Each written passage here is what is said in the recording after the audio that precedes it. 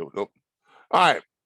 Good evening, everyone. This is Calvin Butler with the RBBS Logistics Learning Center, and I'm here tonight with the members of the National Dispatchers Network. Tonight is Tuesday night, so tonight is how to dispatch training. We're going to get into a little bit of that, and we're going to get into a little bit of a discussion on driverless trucks and cars and how that's going to affect the industry and company drivers and things of that. Well, who is it going to affect? Is it going to affect everybody in the industry? Is it going to affect dispatch firms? Is it going to affect brokerage firms? Is it going to affect company drivers, or is it going to affect company owner operators and lease drivers, or is it going to affect everyone? So we'll get into that discussion a little bit later on too. But first of all, let's do our how to dispatch training. I'm going to start sharing my screen.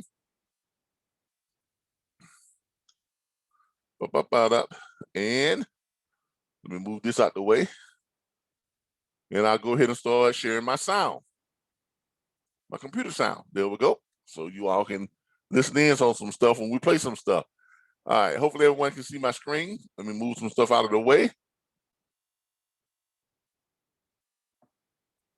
All right, let's go over here.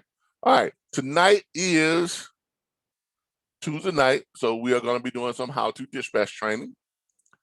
And tonight, our training is going to consist of, where are we?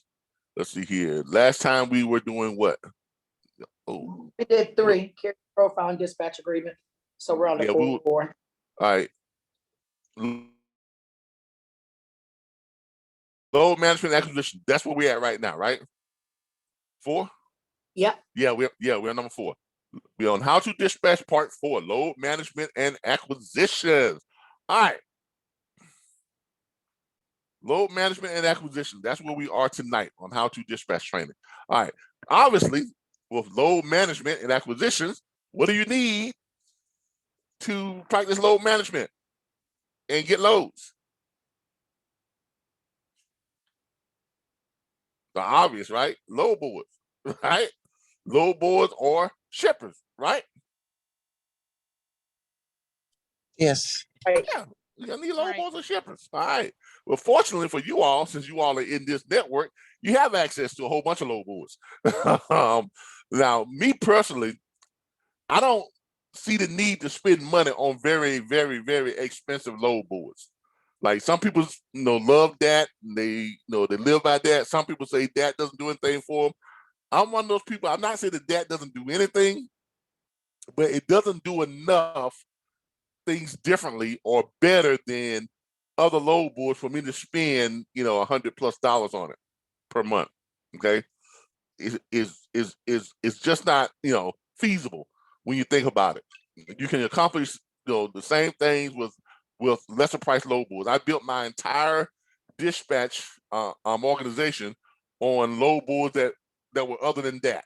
Okay, I mean seriously, we dispatch a lot of trucks, 317 trucks. So, and we don't have that. So I have just never seen the need to spend that much money on a on a load board. Okay.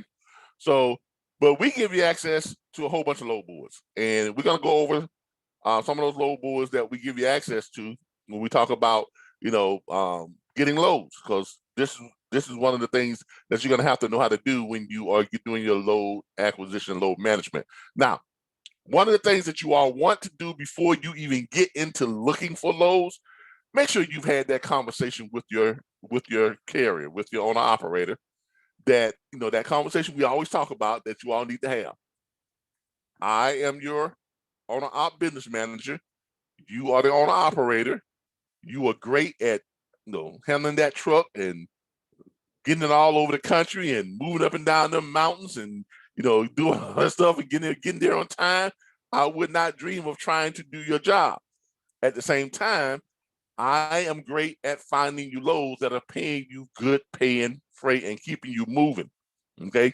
In order for this to work smoothly, we both have to have the freedom and the autonomousness of doing their jobs. Does that make sense to everybody? Yes. Yes.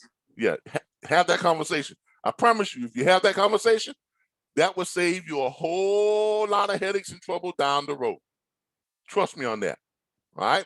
So with that being said, the next thing to do is finding your adequate load boards. All right, if you are a dispatcher, you're probably gonna need a combination of different type of load boards. I would not just completely rely on load boards per se.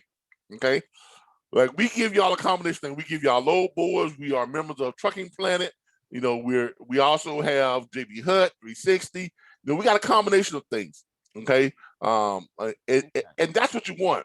You don't want just strictly a load board, because load boards give you some great stuff. But a lot of these other things like Trucking Planet, they have some great resources.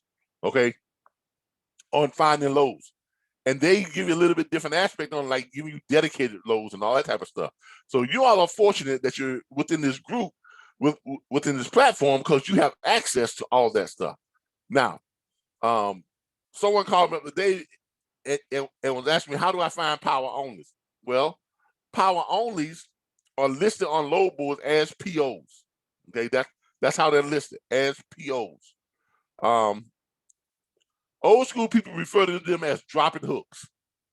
You don't see that very much on load boards nowadays. I don't think I've seen that on a load board in a very. Has anyone ever seen it classified as dropping hooks on load boards? No. No. Well, that's what old school people know them as, dropping hooks. Okay, if you've been in the industry for a while, you would. You hear the old school truck driver say, "Oh, you talking about dropping hooks?" Yeah, I mean, yeah. No, that's for those guys that don't have a trailer. Yeah, you're just dropping hook. So because that's what you're doing, you're dropping and you're hooking. That's all you're doing. Okay. So that's what old school refers to as dropping hook. But on your load board, it's going to be labeled as PO, power only. That's what the PO stands for, the power only loads. Now, some load boards do have them listed on their load boards. Take, for instance, let's see here. I think Truckers Path has them listed as power onlys on their load boards, if I'm not mistaken. If I am not mistaken, load boards, truckers, loads for carriers. Search online.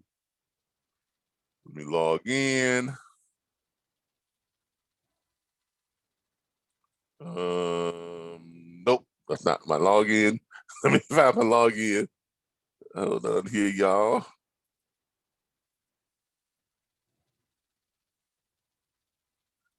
Let's find our login.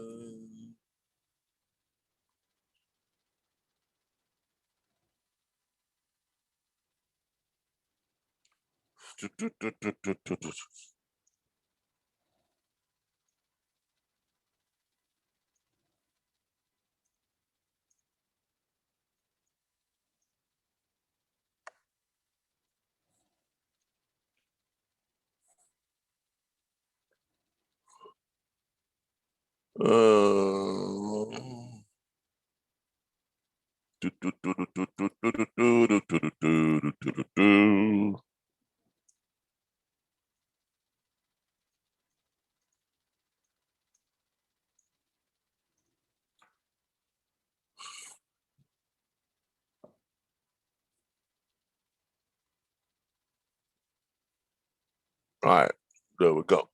All right. Find loads by state. Oh, they done threw a new curveball now. You got the my load board thing, my loads, my brokers, check rate, fuel rate, all that type of stuff now. All right, I don't want to find loads by state. Let's see if it'll still do them. But anyway, yeah, I can still look them up by anywhere. All right, as you can see here, Trucker Path, if you're looking for the power only loads,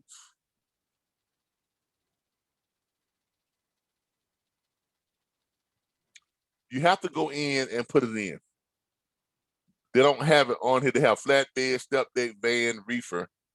So if you hit the plus button, there it is right there. Y'all see that? Yes. Right. So if you want the other stuff like power only, auto carrier, box truck, B-Tran, all that type of stuff, you can put it in right there. So everything is listed. If you're looking for a certain type of loads, if you're looking for power only, I'm just doing it because someone called me today, and this was a question I had. How do I find power only? This is how you find them. Okay. You're gonna look for the PO, power only. That's what it stands for. Okay. Now, other ways now on truckloads on Truckers Path, if you're looking for loads, you're gonna search under truckloads for carriers. If you're looking for trucks, you're gonna search truckloads for brokers. So that's why we're under truckloads for carrier. We have both logins. Our login gets us both on the carrier side and on the broker side. Okay, so you all don't have to worry about knowing, okay, well, how do I find this? How do I find that? Also, on Truckers Path, if you want to see all the rates first, all you got to do is over here where it says price. I think if you click this right here, you click where it says price, it'll pull up all the prices. Y'all see that? Yes. That way you're able to see the price of the loads, and all that type of stuff. That's pretty good load right there. And what is that? 1,100 miles, $8,500. What is that? What is that? It's a low board with removable gooseneck. It must be a heavy load. Anybody see the weight on this thing? 88,000. Yeah. So yeah, there you go. It's a big load. So it's one of those heavy loads. So pays well though. Okay. Pays extremely well. Not bad. But actually, hey, loads have been getting better here lately. Here's reefer load. Check that out. That's 2,700 miles, $8,300. That's not a bad run. That's one of those runs where you're probably going to be running down from going from Arizona all the way over to New York. Okay. No, that's a different one. Here's it right here. From California to New Jersey. Yeah. You see here? That's one of those runs where you run all the way across country. I used to run a run like that, but it ran from up here in Nebraska. We ran from Nebraska down to Miami. But I had multiple drops and pickups, along the way. Pretty much, it was a load that, it took you all week to run the load, really. Those loads like that, they'll take you, all week to run that load. That's why it pays so much. But those are called money loads. When you're running the load, from one end of the country over to the other end, to the other side of the country, and chances are you got some drops. Let's see. I'm not sure if this was going to tell you about if it's a bunch of pickups and drops. I don't think it gives you all of the details on here, but I'm pretty sure this load is going to have a couple of drops and a couple of pickups. So that's usually how they work. You're coming from one location, going all over to another, and you make you stop and make a drop off here or a pickup here, and you go and you make a drop, then you make a pickup here, and then you make your final drop, there. So basically, what happens is you get these long runs, but you usually get paid good money, anywhere from 7,500 up to 10, 12 grand to run across country like that. But it's going to take you, but it's about a 4-day run. It's about a minimum 3 to 4 day run. All right. So most of the time, those are repeatable loads. When you see loads like this, chances are that is a repeatable load, a load that runs each once a week. Y'all know what I mean? Yes. That runs once a week, but you most times are responsible for finding your way back to that money load. So they'll run you down, but you got to find your back hauls back. Does everybody know what I mean by that? Yes, sir. Yeah. Yeah. Now, guys that run reefers, they like those runs. They really do, because they don't have to, worry about trying to find loads, every week, or every other day. They get set on a run like that. They know they're going to be running from point A to point B with X number of stops, in the middle, or whatever the case may be. They'll run it down, and they usually get a broker or a dispatcher to find them loads back. Okay, and the goal of finding the load back is not to make a whole lot of money. If you can find runs that'll get you back making a whole lot of money, that's great. But the ultimate goal is to get back to your money without losing money. Does anybody understand what I mean by that? Without being empty. Yes, sir. Okay. Yeah, because you don't want to run down and make $8,500 or $8,100 or in this case it's $8,300, and then you lose $1,000 coming back. You don't want to do that. So you want to run down, right? Then find you some loads going back. They're gonna help you retain that money or make a little bit more money on top of that. Okay, because if you can run down there for $8,300, right, and someone's got their mic open and they got stuff in the background. Please shut your mic off. Thank you. Y'all remember this is a recorded course. It goes on YouTube. Advertisers, they attach the advertisements to it. They don't like to hear a whole lot of background noise, just coming out of the blue like that. So y'all just keep that in mind. What they would do is, if you can run this load down and make $8,500 going down, right, and then if you can find you some loads going back that allows you to make, let's say, walk away, that pays for your fuel, and it allows you to make what, $3,000 or $4,000. How much money is that you made? Like 12. Yeah, that's like 12 grand. A week. It took you 4 days to get down there. You find you some Friday and weekend loads that get you back there by Monday. You made yourself $12,000 to $13,000. That's not a bad gig, right? Correct. Yeah, that's not a bad gig. If you want to run cross country like that, that's not a bad gig. Okay. But that's the way those run. Okay. That's the way those run. All right. Now, you can find good loads on Truckers Path, especially now. Loads are, money is good right now. No, in the trucking industry. A lot of people are saying, I don't know why people say, well, I can't find loads, I can't find loads, I can't find loads. I've had a lot of dispatchers who are saying, well, there's no money out there right now. I can't tell. Right? Mm-hmm. Yes, sir. It's up. Seriously, I can't tell. Because when I see this stuff, I'm looking at some decent paying loads.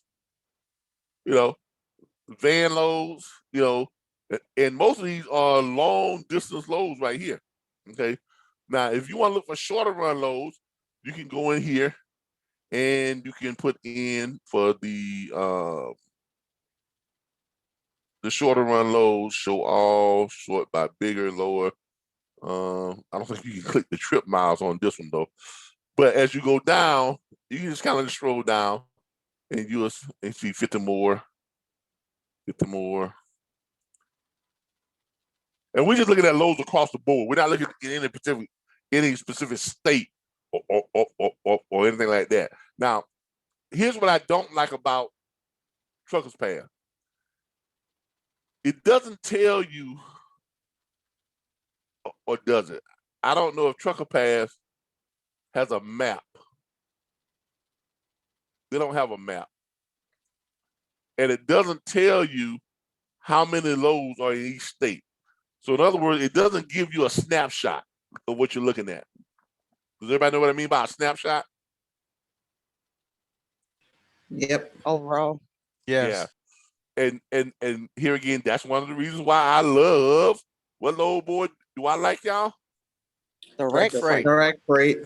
That's one of the reasons why I love direct freight, because direct freight provides you with a nice little snapshot. You can see what's going on in all the states before you even go, bouncing around the load boards and stuff like that. That's one of the reasons why I love direct freight. Okay, I like direct freight. You know, direct freight is one of those little cheap load boards, but they pack a big punch. You know, for what you get for it, and that's why I like direct freight. Okay, you go in here, you can click your load map, and you get a nice little snapshot of the country. Okay, I mean, and this is a nice tool to have when you're doing load acquisitions. It's a very nice tool to have. Because if you know that if your carrier tells you, say, where you at today? I'm in Montana. Okay, go up here to Montana. Oh, yeah, 464 loads, right? So what might you have to do?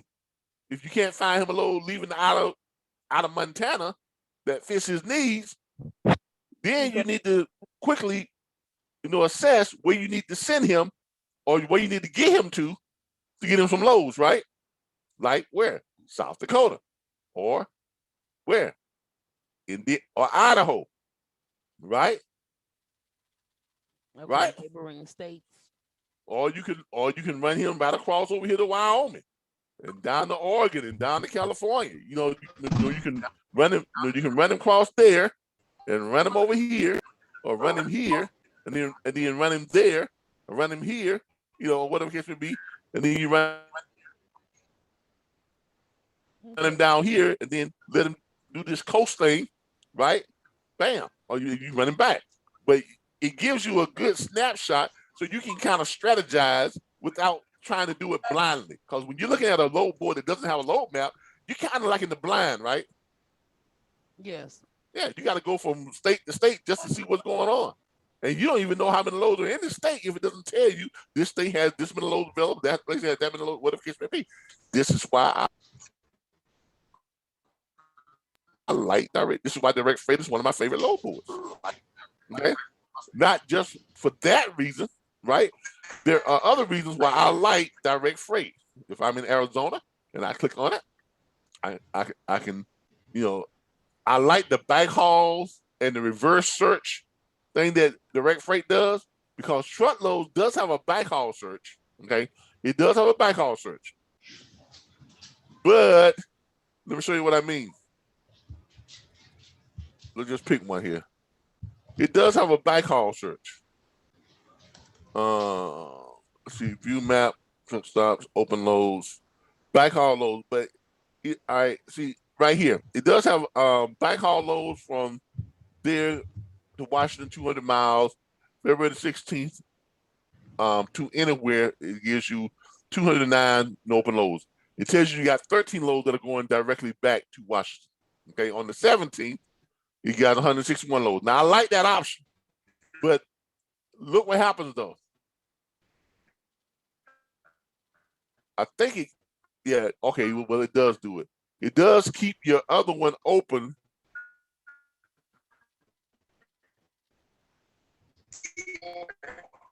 It does keep the other one open at the same time, which that's good too, because you want to be able to go back and forth and see what you're, what you're doing, right?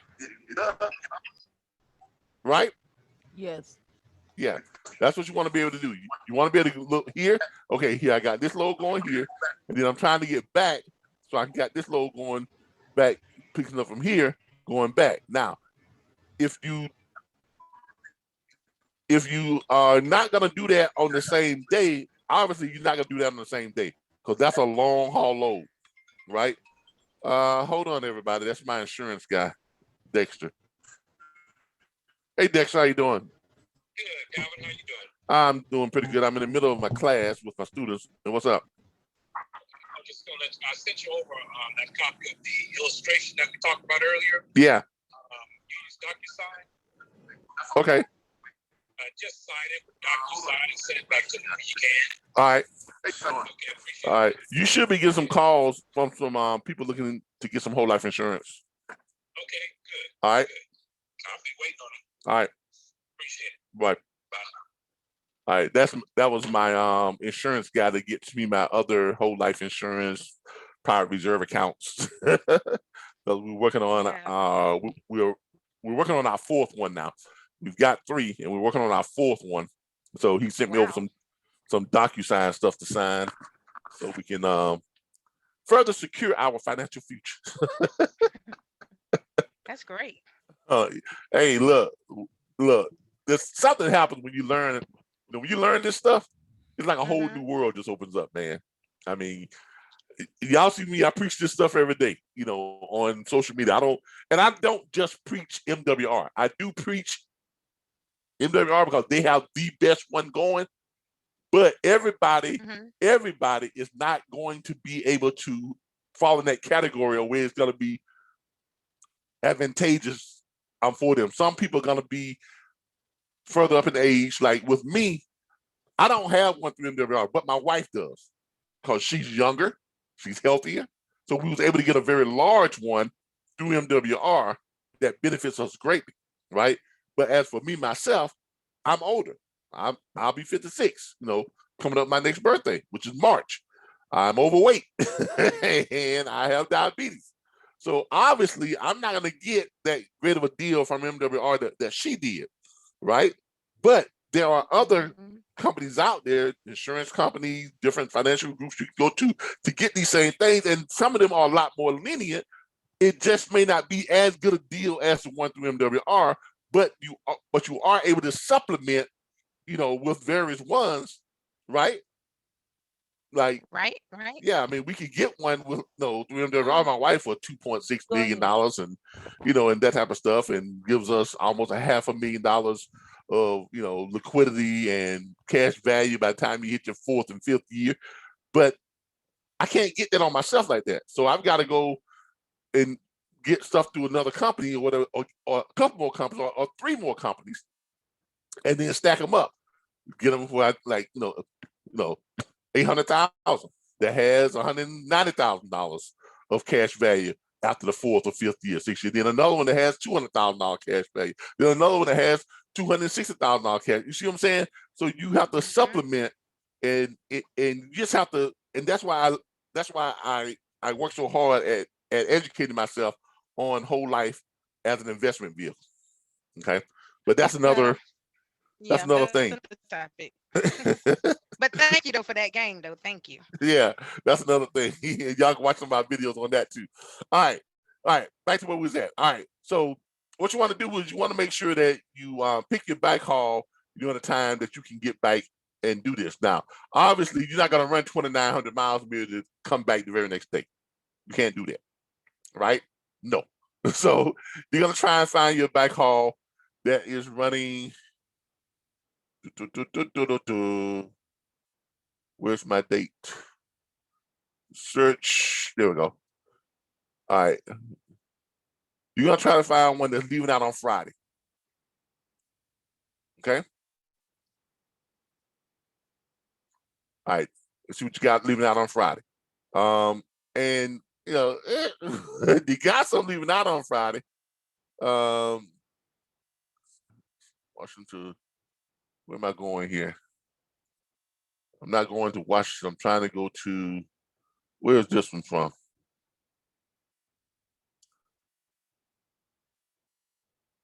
You're trying to get back to Connecticut.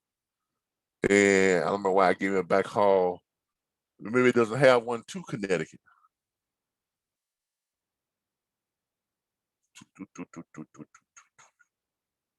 Destination.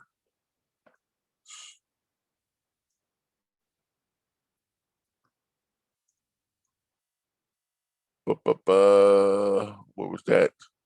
What's the closest?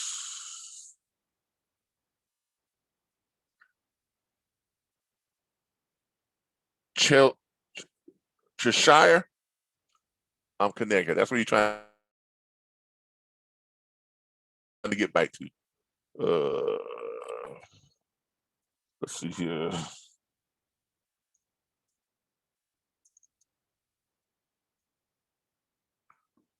Make sure I'm spelling that right.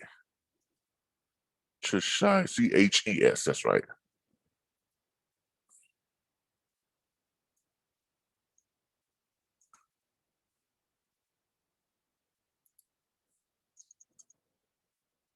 All right. Let's see if they got anything that'll take you back close to there. Nothing that takes you right there. Takes you close to it. Did hit destination, and nothing is showing the money, right? So that's why. So you got to find something that just kind of gets you back to Connecticut. So let's see if we got anything going to Bridgeport.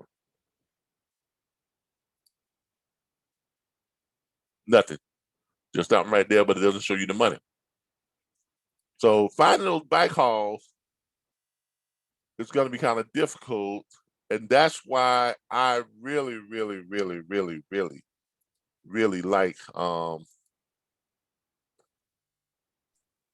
That's by New Haven, Calvin. huh? That's New Haven, Connecticut. It's about 28 minutes out of New Haven. Yeah, New Haven. Let's try that one. Yeah, it's still nothing really that's great, but nothing that's kind of shows you, like this one's got something, but it doesn't show you the money. So you got to call them up to find out what the money is.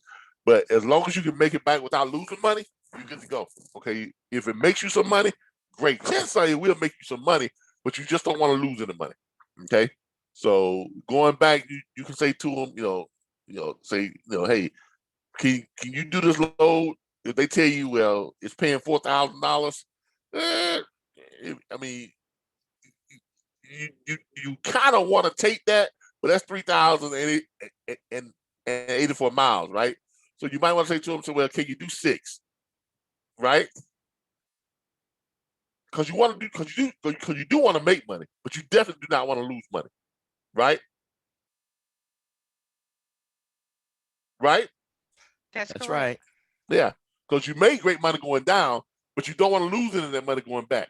So you're gonna try and get it to where you're making some money. You're not gonna make as much money as you made going down there, but you want to be able to get back and make money and kind of add to the money you already made. But here again, this is why I like. No, not right now. This is why I like. Let me get rid of this right here. Truckloads. This is why I like direct freight. Direct freight gives you a little bit more options to customize your reverse search. Okay. Go to the rates right here. All right. We go to the rates. 4 to 6,000 pounds. This is how many miles? The date shipped. 3,500.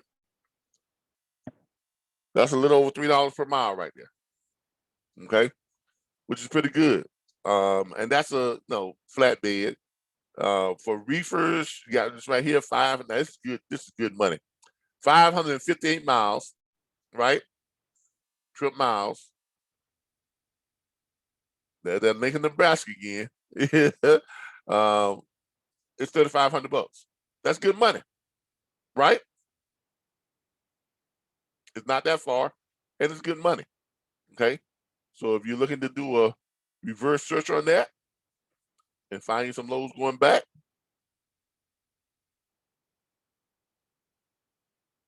and you notice here what you call it does too. It gives you a kind of a chart to calculate your fuel costs, and let you know what you're gonna gross versus in your net. That's good to have, right? Absolutely. Oh yeah. Yeah, that's good to have. And you're gonna do your reverse search. It leaves up your other screen, so you can go back and kind of refer back to it. Now, if you're only running, how many miles is this? 558 miles. You can make that in one day, right? Correct. Right, everybody? You can make that in one day. I can. Yes. I usually drive about definitely. 625, 650 miles, driving shift. So I can make that in one day. All right. So now you're gonna look for you some back hauls, and you're gonna look for it for what date? Lincoln, Nebraska type ship date. Well, if you do any date, We're gonna look forward to the next day. Wednesday, coming back the next day. Now, if you can't, if it doesn't have any loads, you all know you can do this thing over here that's called set load alert. Have y'all ever used that?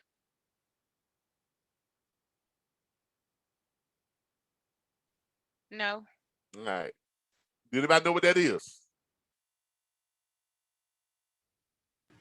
Yeah, alerts you when a load comes to your specific that you put up there. Exactly. You can click that right there, and you can put, you can set your load alert. You can put in your email address. You can put it on, you can have them to text you, or just whatever the case may be. Okay. So you can have them.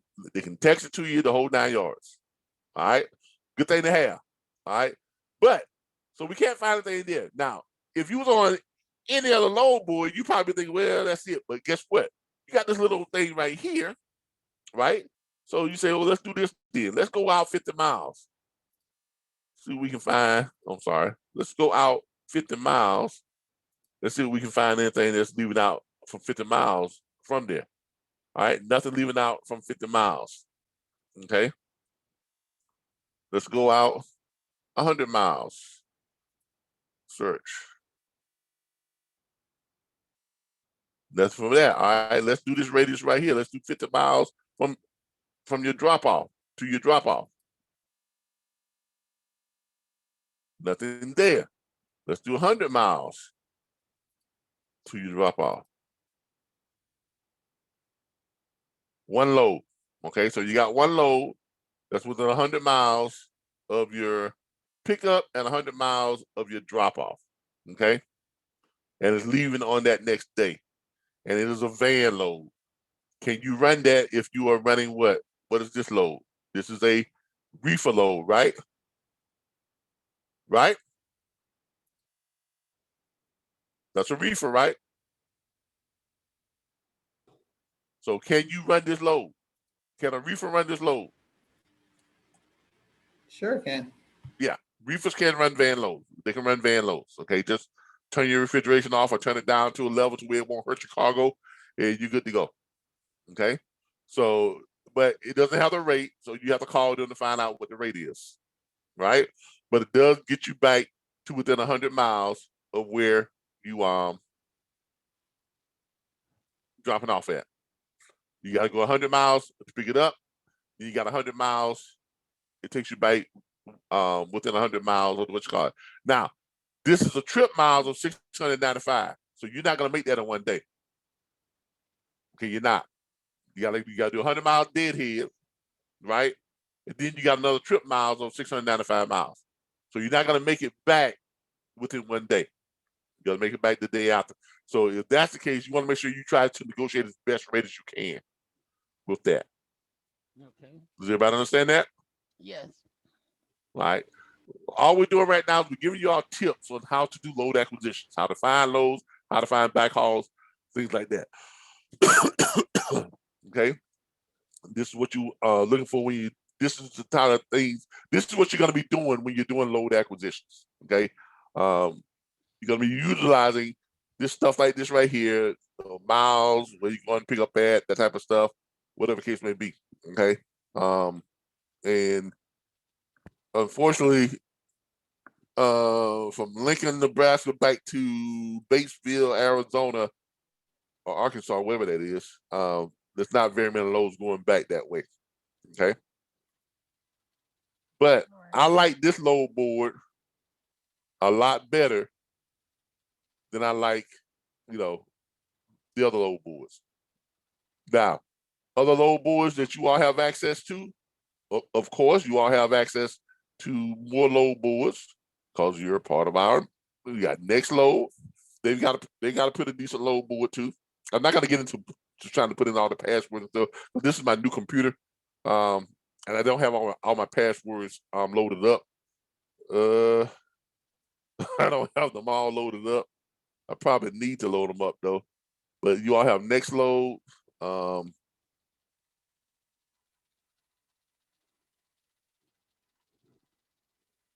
And you all have, of course, you have JB Hud. 360. Now, with JB Hutt, what do you all have to do if you wanted to get your carriers on with JB Hutt? What do you have to do? Gotta get them signed up. You got to get them signed up. You got to get them signed up. Now, someone called me today and asked me about power only. And I told them that if JB Hutt has a lot of power on the loads, but you got to sign your carrier up to JB Hutt. You cannot run the loads from our login. You can't, because if you book a load from there, they're going to be expecting one of our trucks to show up. Okay? Or that truck that we have on that login to show up. Okay? So you've got to sign up each and every one of your carriers with JB Hutt 360. That doesn't mean that they're running under JB Hutt's authority. No, they are just getting approved to run JB Hutt loads. Okay. Does everybody get that? Yeah. So that means you can go and look at the loads from our login, but then you got to log out, then go back and go to where it says 360 sign up. And then here you're gonna do, you're gonna do a carrier 360 sign up, right? When you do the carrier 360 sign up, you're gonna put in the carrier type, owner operator, carrier's driver, power only carrier, Canada based or Mexico's based carrier. Okay, most of you all are gonna put in owner operator, right? Yes. Now, if you have an owner operator who does not have a trailer, what are you gonna do? Power only carrier, right? Yes. Right? This Right. is great. Yeah. This is great for those new drivers. Now, somebody asked me, will JB Hutt take new drivers? Yes, they will. Because most power onlys are what? Without a van, without the New trailer. drivers. Those are mostly who? New drivers, right? Yes. Yeah, because they don't have their own trailer. Most power onlys are people who are just coming in as owner operators who don't have their own trailer. Okay, that's why that's why power only is such a great way to start, because you don't have to maintain your own trailer and stuff. This is that. You ain't got to worry about loading and unloading. All you're doing is backing that bad boy up, find the right spot, hook it up, make sure it's secure, and you pull it off with it. I mean, that's the easiest way. I mean, that's the easiest path to driving trucks, in my opinion. Because when I was with Covenant, that's all we did. Power only. Sometimes we were driving refrigerators, sometimes we were pulling dry vans, sometimes we were pulling flatbed. All right. Now, if you're a power only, you don't have to pull a flatbed. You don't have to. But if you're gonna pull a flatbed, there's certain things you gotta know in order to pull a flatbed. You gotta know how to build your bulkhead. You gotta know how to secure your cargo. You gotta know about your straps. You gotta know about putting size on your truck. You gotta know about you gotta know a lot. You gotta know about tarp size and all that type of stuff. You gotta know a lot. And with flatbed, how often are you going to check your straps and your bulkhead? How often, everybody? Like every house. At every stop. If you stop to get fuel, check your straps, check your bulkhead. Okay? If you stop to use the bathroom, check your straps, check your bulkhead. All right? I think the manual says you check them every 100 and so, every like 100 miles or something like that, or 150 miles or something like that. But you're gonna check those things often. Okay, you're gonna check them often. It's better safe than sorry. All right. So, but here you go. If you're signing up the carrier, if he's on operator, got his own trip, you're gonna click that. If he's not, you're gonna click power only or whatever this that. If he's driving for a company and he has the approval of a company, you're gonna click carrier's driver. In other words, if he's a lease operator and that company allows him to find his own loads. Does everybody know what I mean by that? Yes. Okay. Or if you have the company signed up to you as you're that company's dispatcher, that company signed up to a dispatch agreement, they may have 4 or 5 drivers. And they say, well, we want you to dispatch all 5 of our drivers. So when you go to run a load through JB Hutt, right, you got to get each one of those drivers signed up. Even though you have that company signed up, you got to get each one of those drivers signed up because it's going to be a different truck, right? Yes. Yeah. So just remember that. So you're going to sign them up, and then it's going to ask you for the first name, last name, email address, phone number, DOT number, all that type of stuff. Now,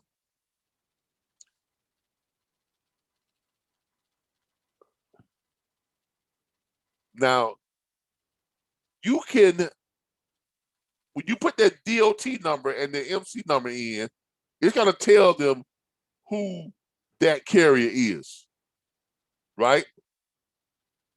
Yes. Right? Yes, because you'll have Right. that company information. All right. Now, where it says first name and last name, whose first name and last name are you putting there? The driver, right?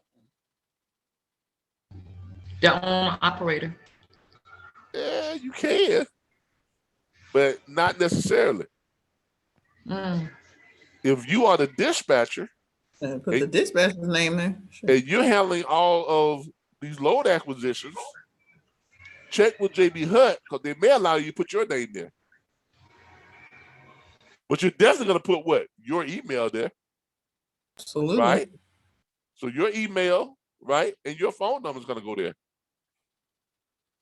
Why? Because you want everything to come through you. Right? Yes. Right?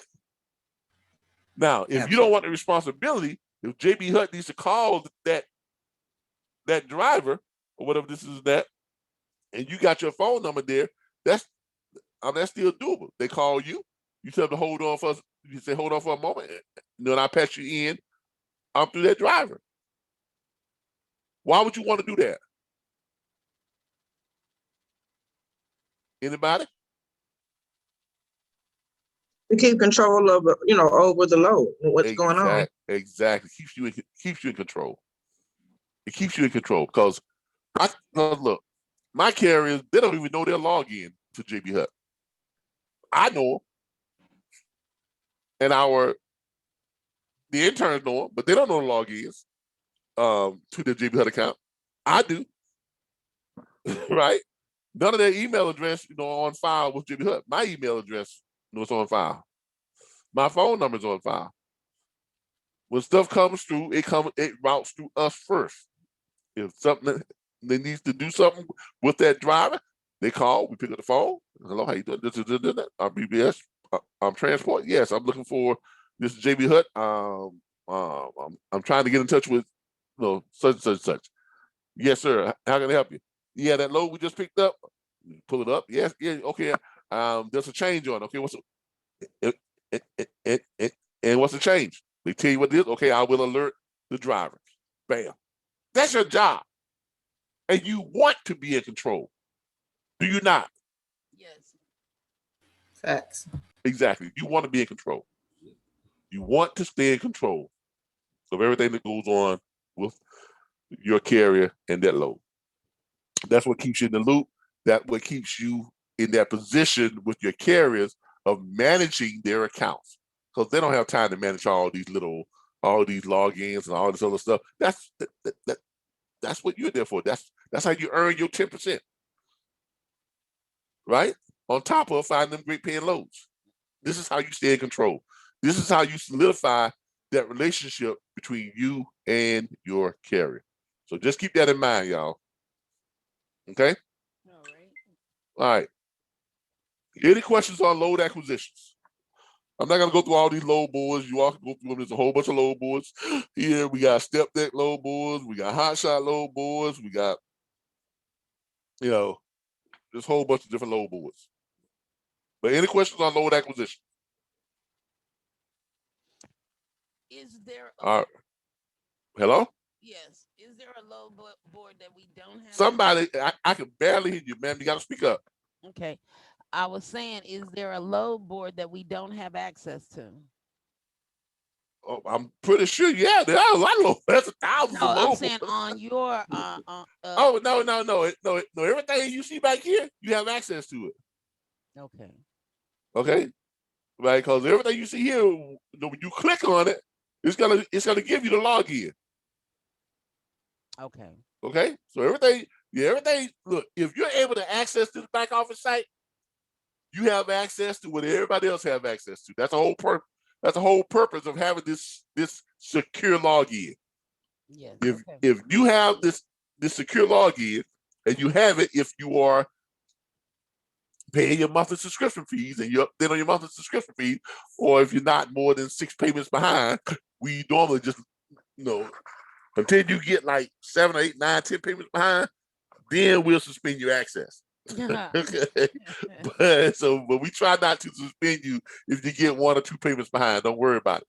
We leave your access going. When you get like 7, 8, 9, 10 payments behind, we'll send you a notice letting you know that your account has been suspended, and you're gonna have to pay a reinstatement fee to reactivate your account.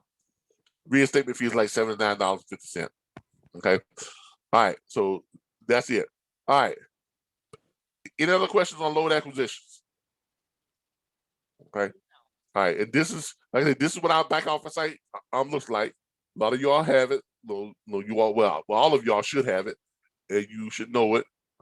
It is laid out in a way for you to find what you need. You got your tools and resources. First thing up here is watch this video first. Next thing you know, there's 6 steps to dispatching. Then you get into your tools and resources, your agreements, forms, and your documents, and your load boards. Okay. And remember, in doing your back office, everything that's under this more section is all secure access mode. You can't access any of this stuff over here without having a login. Okay. All this stuff from here on back, yeah, you can. But anything that falls under this more section is all secure access stuff. So if you have a login, you can access all this stuff right here. Y'all got it? Yes. All right. Let's have a conversation. Let me go back and look at some stuff here. So a while back, I made some predictions on CDL professionals and some other trucking groups. I made some predictions about 3 years ago that automated trucks were going to be used in companies, these big companies, truck driving companies, were going to go to the automated trucks within about 10 to 12 years. I made that prediction about 3 years ago. Okay. That was my prediction about 3 years ago. When I made the prediction, a lot of people said I was crazy. You funny. You stupid. No computer's ever going to be able to outdrive a human. All this other stuff. Blase, blase, blase, blase, blase. Okay. Can anybody tell me why you believe that would be the case? What's the pros? No. What's the reason you believe it, or the reason you don't believe it? Let's have that conversation real quick.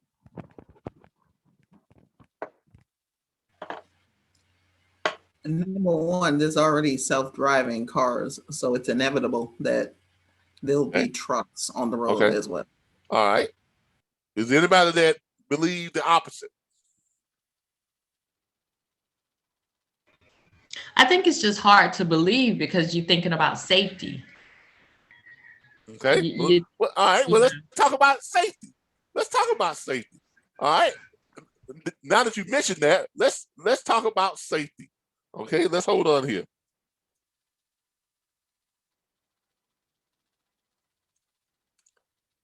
Oh.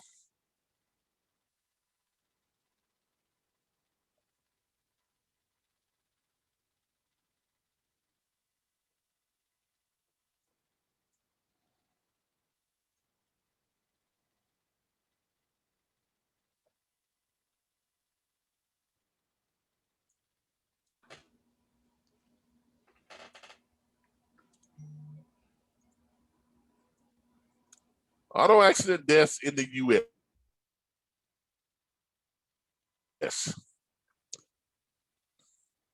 Okay, more than 38,000 people die every year in crashes on U.S. roadways. The U.S. traffic fatality rate is 12.4 deaths per 100,000 inhabitants. And additional 4.4 million are injured seriously enough to require medical attention. Now, how many of you all think that the majority of those crashes are human error?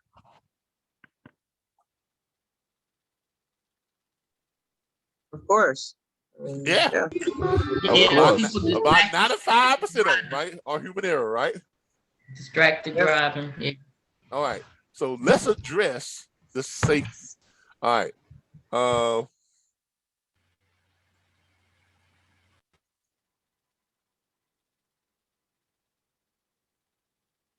I was just thinking more of the parking side of things. Hold on. Auto accident deaths in the U.S. for automated vehicles. How many deaths have been caused by driverless cars? How many deaths have self-driving cars caused? Gasco, so far, there have been two pedestrian fatalities. One was caused by an Uber vehicle, and the other one by a Tesla AV. So on one hand, you got humans driving vehicles, 38,000 deaths per year. Right? Right? Yes. Right? Yes. On the Right. other hand, you got two deaths. Cars driven by computers. The whole time cars have been driven by computers. That's been about the last, 3 or 4 years? So you got 38,000 a year. You got two deaths stretched over 4 years. So y'all want to talk about safety again? Does anybody want to talk safety? I was just thinking more on the parking side. Man, look, you can't park a car better than a computer can. My wife Jay got that, parking assist thing. She turned it on. It put her right in the tightest doggone parallel park you can think of. No, I'm saying parking the truck and the trailer. Same thing. Ain't no big difference. You think you, a human being, can outdrive a computer? Because hold up, let's think about this. When you're backing, now I was a truck now. When you're backing that truck up, right? You gotta first of all, hold on here. Let's do this. All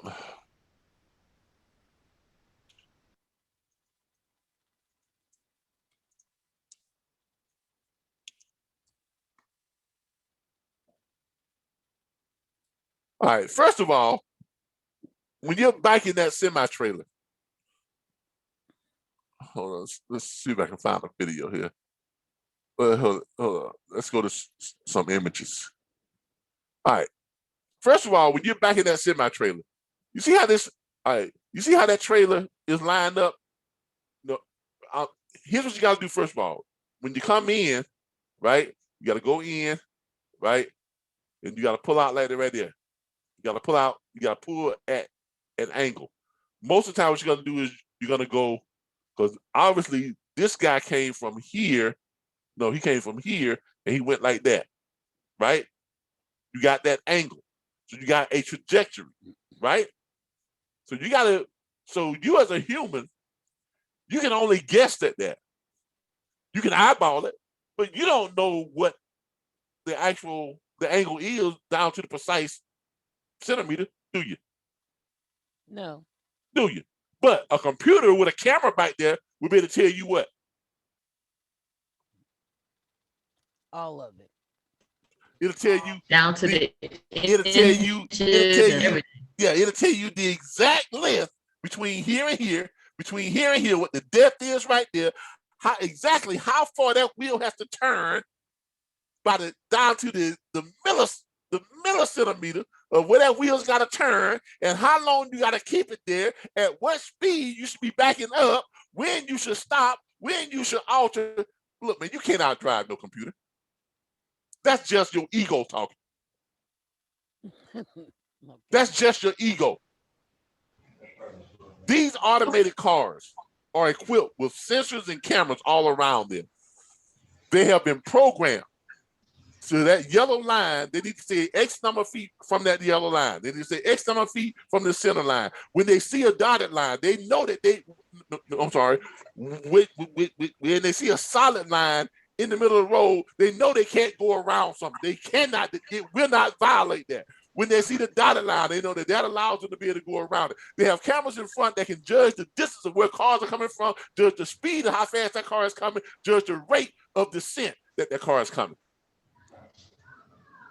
They have sensors that can tell you how fast a doggone bird is flying by the front of your car while you're driving. Can you do that? You're a little passionate about this, aren't you, Mr. Butler? Yeah, because here's my thing.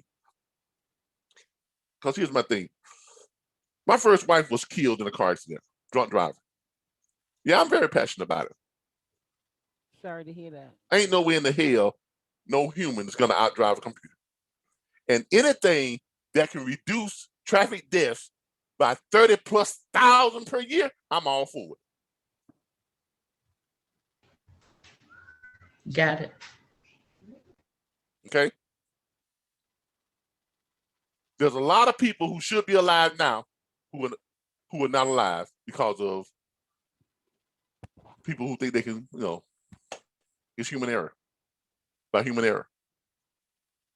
Now, I'm not saying put everybody out of jobs or anything, this and that. Obviously, some people are going to lose their jobs. Those company drivers that cannot make that transition from driver to systems analyst, they're going to lose their job. That's going to be about 1 million, though. There's about 1.5 million company drivers out there right now. Only about 500,000 of them are going to be able to make that transition. Most of those are going to be younger cats, the younger guys that can make that transition because they're used to computers. They're comfortable with computers. They're comfortable with, that type of stuff. Because there will be somebody in that truck, but he won't be a driver. He or she will not be a driver. There will be a systems analyst, person to make sure that all the computer equipment, everything is working at its peak efficiencies, temperatures and stuff are right where it's supposed to be. Everything is supposed to be done the way it's supposed to be done. And in the case of an emergency and in an emergency only, they will be allowed to take over. Okay? Okay. I mean, it's going to happen, people. It's going to happen. It saves lives. It saves money. Okay, first of all, who do you think funded all of the research for these self-driving trucks? Swift, JB Hutt, Covenant, all these trucking companies, they're the ones that funded that.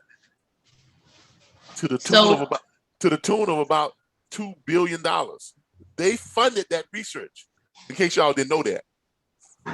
Along with the major shipping companies.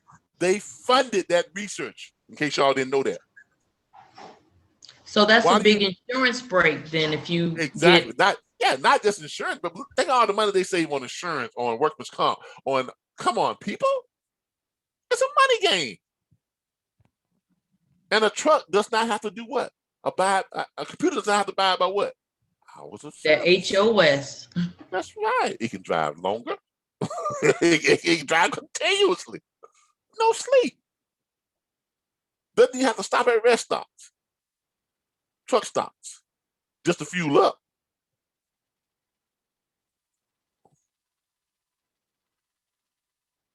Okay, so now you're starting to grasp what I was saying 3 years ago when I said this is coming and there's no way to stop it.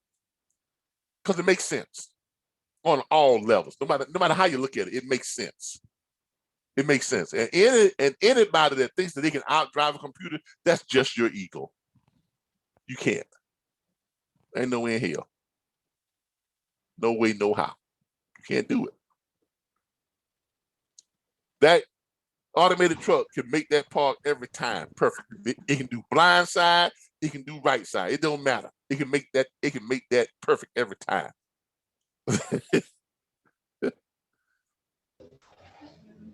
If it So tipped the that 1,000 times, price it'll be 1,000 times, and it would do it perfectly all 1,000 times. Okay, this is coming. Okay, now the question is, how is it going to affect people who are within the industry now? Because it is coming. I'm gonna show you all a little demonstration here. This is a company called Waymo. Okay, they're at the leading edge of driverless vehicles, trucks, cars, and whatever. Right? Now I'm gonna show y'all something else.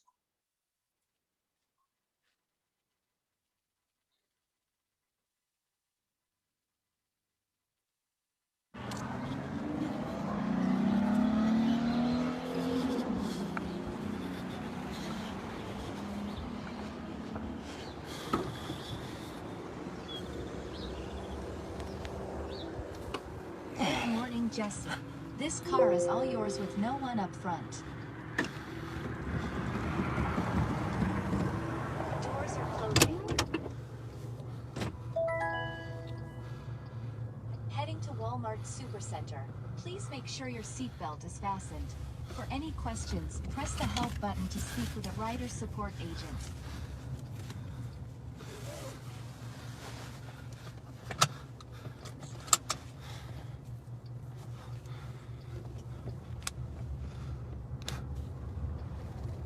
Oh, snap.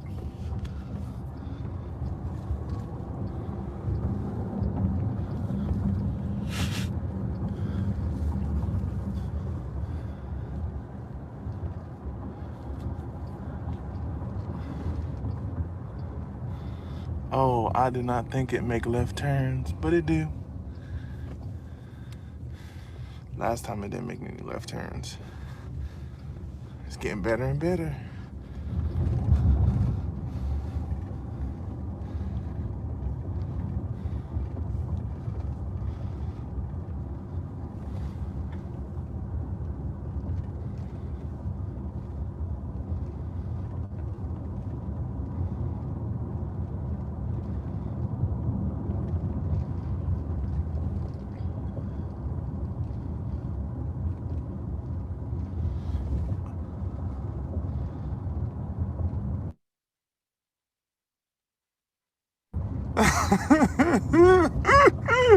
This is so cool, y'all. This is so cool.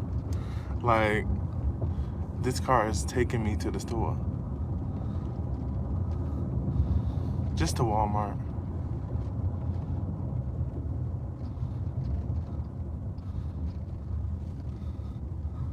All right, we're coming to a stop sign. Let's see what he gonna do. Oh, yeah, Justin. Getting ready. Hey, whipping it, whipping it. This car drive better than some of y'all.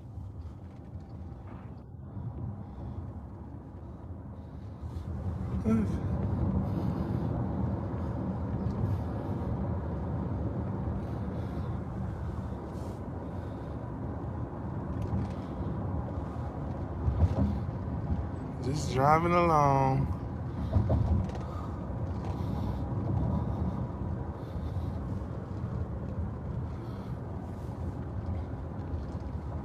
It's a really good driver. You're doing good. You're doing a really good job, my friend. Yeah, you're doing a good job. Keep up the driving. See, you don't have to worry about nobody talking to you. You can be in your own zone. Listen to your own music. Like, I don't need an Uber driver. Because, I mean, you got this car. Look. You know, it's a bus in front of him. Slowing down. Oh, okay. Play the screen. Alright, so we got map. Oh, we know the bus pulling over. Let's see. Oh, hold on. Let's see. Let's see what he gonna do. Is she gonna adjust? Go around the bus. Good job. Good job. Good job. I got this damn mask on. That's why I sound out of breath. Alright, music. Let's see. Oh no, you can't listen to music in here. Can't play your music. Car view. Oh, it's the car view. Let's see.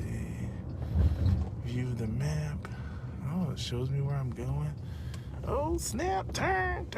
Ah! Right into. Hello from Waymo. As we get going, here are some riding tips. Make sure you're buckled in.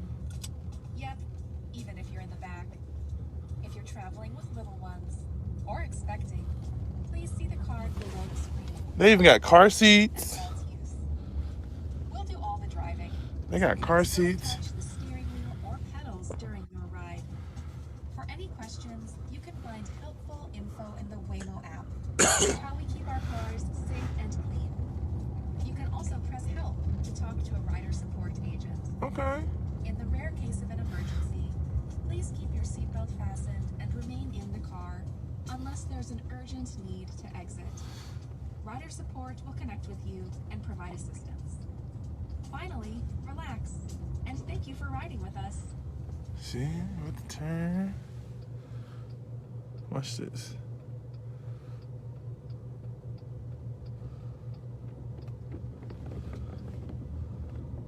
Oh, snap.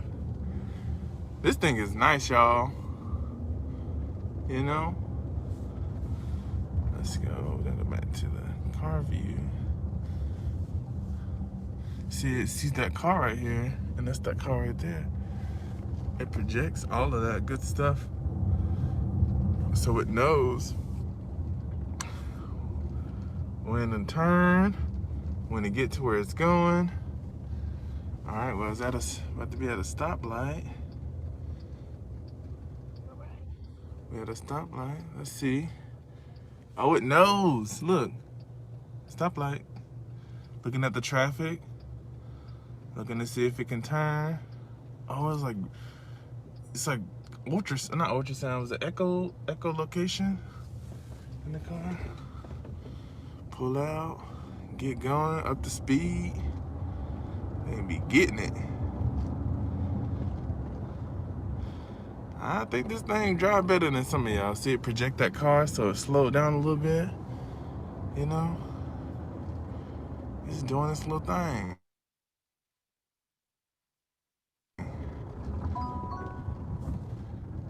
Arriving shortly at Walmart Supercenter. All Please right. keep your seatbelt fastened until we reach your destination and remember to take all your belongings. Thank you. I sure will. But yeah. Put a little signal light on. It does the law. Some of y'all don't put y'all turn the signal light on, even in the parking lot. But this thing, no. It know to put that signal light on to get where they going.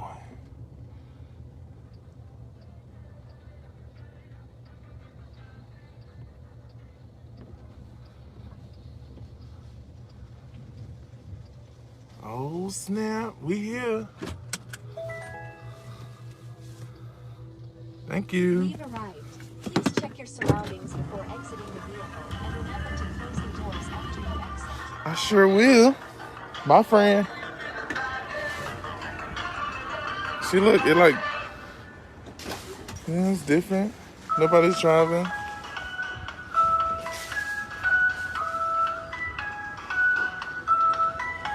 All right, friend.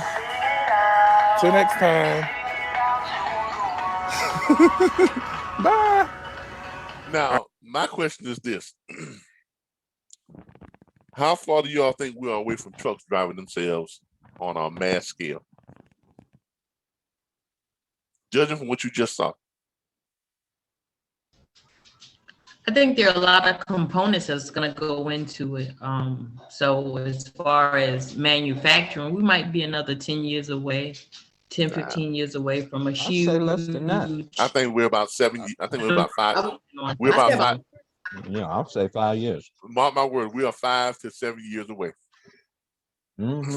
Because one thing I do remember when I was working with and it was US Express, and when they brought it to our attention about, actually showed us the prototype for the Ford, and that was in 2016. Yeah. And so, and they said in 2020 and 2021, it should have been, you'll see the whole full, Look, so they have been working on it. by And, 2020, look, by 2025, you have every major trucking company in the United States will have automated trucks. That's because they're going to give them a tax credit for having them also. Well, yeah, that too, but they're going to be operational. Because not just because of the tax credit, it saves them money. It's going to save them money on fuel. It's going to save them money on maintenance. It's going to save them money on, because look, when it comes to better driving, look, you have what's called high maintenance drivers and you have low maintenance drivers. My wife, she's a high maintenance driver. Okay, she takes off, she guns it. I'll go. What's she driving? She's driving that Cadillac, the Range Rover, the Jag. She puts her foot on it. She takes off. All right. She likes to ride kind of close behind people. So when people brake, she has to hit her brakes a lot. Y'all, she won't go on with that. When she go into curves, instead of slowing down, she likes to speed up in curves. More wear on your tires, more wear on your, it's those little things add up to what's called high maintenance driving. But these computers, they're low maintenance drivers to every extent of the word. So they're gonna save the company's money just on the maintenance alone. Not to mention, you now are gonna have something that can deliver more freight more often, more faster. Why? Because it doesn't have to stop and rest. The systems analysts can go into sleep mode and knock out. The truck continues driving, especially when it's on long stretches. That system analyst can just knock out and take his rest. He can take his, his 8-hour break or whatever case may be. The truck keeps driving. So you're saving money there. You're saving money on insurance. You're saving money on just all the way around. You're making more money because you're delivering more freight, less accidents. This whole 9 yards. The savings gets to be translated though, right? It gets to be transferred down. Like, okay, so they're not paying as much. So that means the goods that they were delivering aren't going to cost as much. Not necessarily. Because you still have to pay for the technology. You still have to pay for that system analyst that's in the truck. Because remember, system analysts, their salary is going to go up from what they were doing as a driver. As a driver, they was probably getting paid, $60,000 a year? The average system analyst is probably going to be paid $100,000 a year. Okay? It's a higher skilled position. You understand what I'm saying? It's a higher skilled position because your functions change within that truck. Okay, if you're able to make that change, if you're able to make that transition. Now, if those who can't make that transition, they're gonna go elsewhere, and we're gonna talk about that too. But did you all notice how that vehicle, when it was stationary, it did kind of like a thermal search? Did y'all see that? Yes. Where it pulls up every person, everything. It did like a system, kind of like an analysis of everything that it was surrounded by. And it calculates everything. Now, imagine this. When they go to a wide scale, or most cars that are made now, they have onboard, they have computers in them, don't they? Yes. So, can drivers now, when they're driving, communicate with other drivers around them constantly? No. But these cars will be able to, these trucks will be able to. They'll be able to communicate with all the cars that are around them that are on the road with them. So if one car has a blowout and it causes it to veer off, the other cars around it gets to communicate with each other and that car, helping that car to correct itself and helping them to avoid it. There's no way a human can outdrive the automated technology. There's just no way. So I'm waiting for the silver lining for all of us in here are in the trucking industry. I'm waiting for you to make us feel encouraged. Well, the silver lining is you don't dispatch for company drivers, do you? No, I got it. Okay. No. You dispatch for owner operators, right? Yes, sir. All right. You think this is going to affect the owner operators? Not without some serious tax breaks or No, it is. they given- No. It is going to affect the owner operator industry, but in a way that most people don't anticipate. All those company drivers that are not able to make that switch are going to go where? 70% of them are going to go where? either owner operator or retire. Exactly. Most likely owner operators. Or they're going to go work for smaller companies that don't have these automated trucks. These smaller owner operator companies. These companies have what? Less than what? 50 trucks, right? Right. Right. So what you're going to have is company drivers are going to decrease by almost 1 million drivers. The owner operator industry is going to shoot up to about 750,000 to 1 million. Right now, there are 350,000 owner operators operating in the United States. When this goes to mass scale, that number is going to increase up to initially about 750,000 within the first year. And then after that, up to about 1 million. So I've got to add more dispatchers. Exactly, which means what? Growth for you, right? Yep. Thank you for the silver lining. I was waiting for it. Yeah, look, this is not a bad thing for the industry. This is a good thing for the industry. In every industry throughout time, technology has leaped forward to a point to where people who are within that industry have to either jump forward with it or jump to the next best thing. In this case, the trucking industry is very diverse. You have company drivers, huge companies, JB Hutt, Swift, Snyder, what's other one? Something England, or all these, Covenant, all these big trucking companies. Yes, they are going to the automated trucks. The majority of their fleet is going to go automated. They've already started to switch already. Y'all just don't know it. They're switching from the what? They're switching from what? The Manual to semi-automatic. automatic. So we see that. Exactly. They switch from manuals to automatic. Just by every one of these companies now, they have these new automatic trucks. They have these what? Lane sensors on them that tells you when the truck is going off to the side, and it pulls that truck back into place. Does it not? Yes, that's true. That's true because the Hondas do it. No, it just lets you know that you would. It has a sensor to let you know when you're getting even in that lane or close. But you have to do it yourself. But some of them have that self-correcting. Yes, they do. They do. Oh, okay. I've driven one. they have that self-correcting. Okay, they have them, and even if they don't have it, that computer that they have in it is the upgradable technology. It's already in the trucks.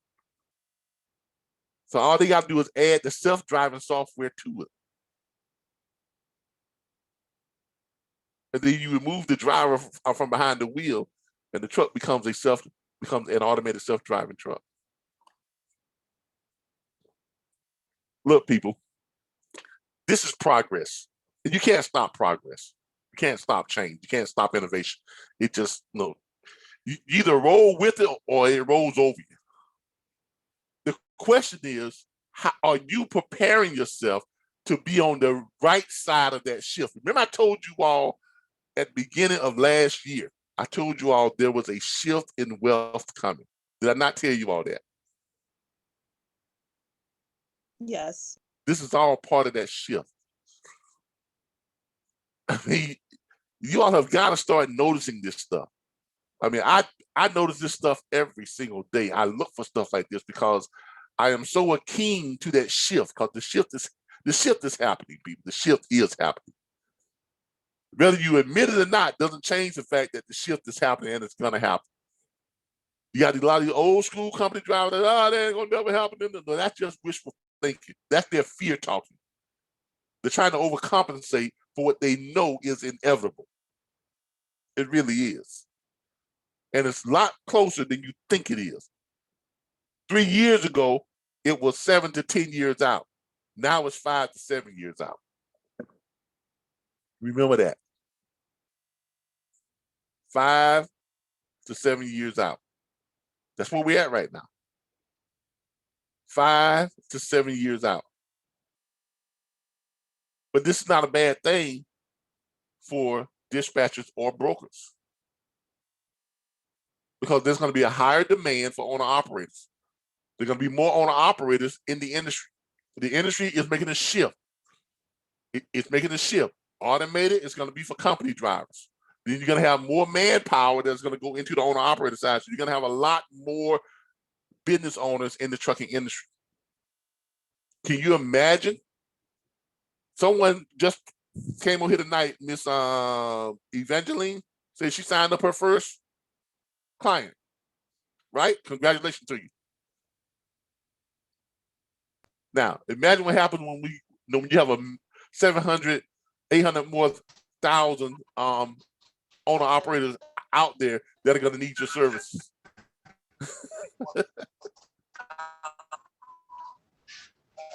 Can you all imagine that?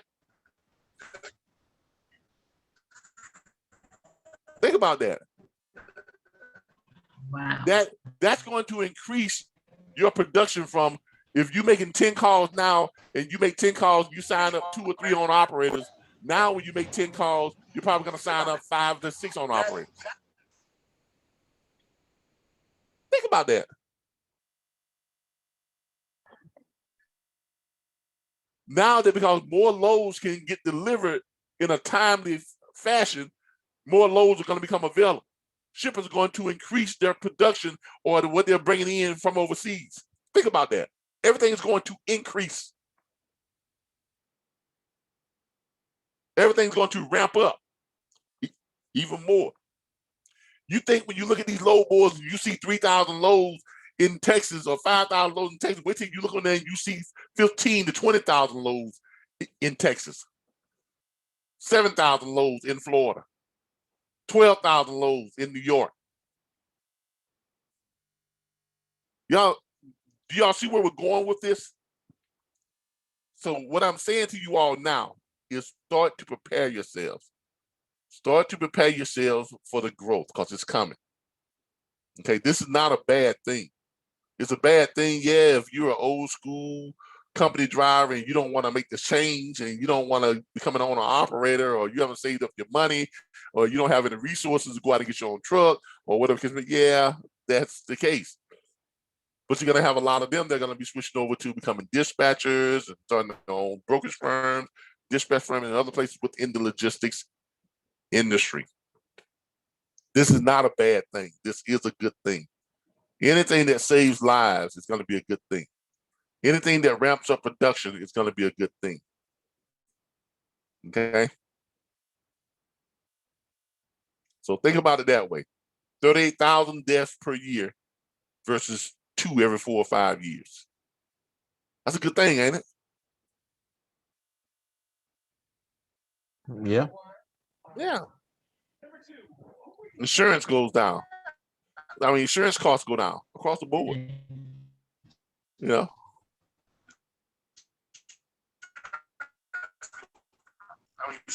Not only that, trucking companies start making more money too. Why? Because more people now will be looking to buy what? Trucks. For that new group of owner operators that are coming into the industry who've been let go from the companies, right?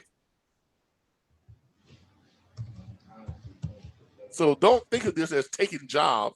Think of this as creating a whole new class of jobs, a whole new class of entrepreneurs, of business ownership. So that's what it does. And that's where you all are going to profit from. Because you all don't make money from company drivers. You don't work with company drivers. Your business comes from owner operators. This is going to shift that business from company drivers, shift it over to the owner operator industry. Owner operators are going to grow, they're going to expand, and they're going to need your services even more. Okay. Somebody has the mic open, a lot of stuff going in the background, but this is This is coming, y'all. I mean, this is coming. Now, what other way can you all benefit from this shift? Anybody? Starting our own Start what? platforms and training people like we are. Well, that too, but there's another way you all can directly Having our own benefit. platform to train dispatchers. Yeah, but there's another way you all can directly benefit from this starting right now. Anybody? Anybody?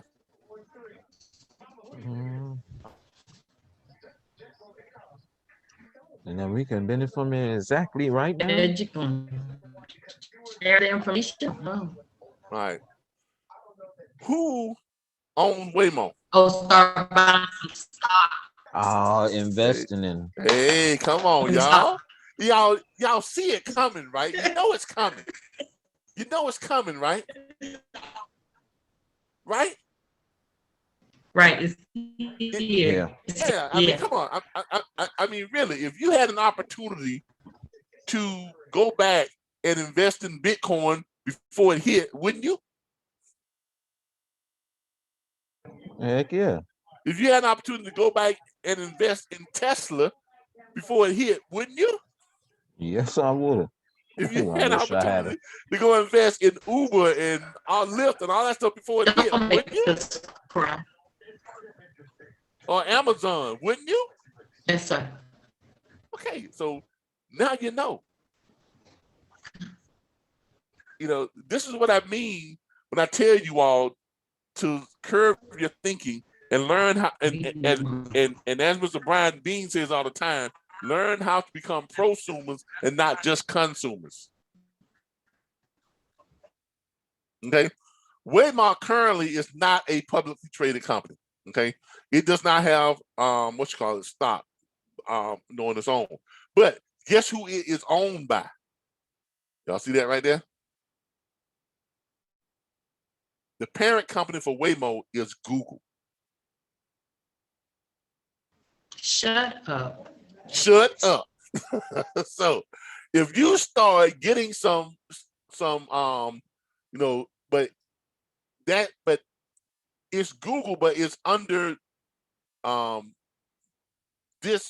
GOOG on the umbrella of Google. Currently, that stock is trading at about $2,100 per share. But you can buy statues of it though. You don't have to buy the whole stock. Right? And what's probably going to happen is this. When Waymo goes to his own IPO, when it does hit that, it's going to break off and it's going to have its own stock code, which means people who have stock, who own stock, you know, the parent company, are going to be gifted Waymo stock. Everybody see what I'm talking about? Yes. So you would do greatly right now if you have a Robinhood account to put this on your, you know, your watch list, or start investing money into the parent company. Start grabbing up some of that stock now. Because when this breaks off and this goes like widespread, and it's coming, because currently right now, that what you saw right there on that right there, those cars are currently widespread available in Arizona, California, and where else? It's Arizona, California.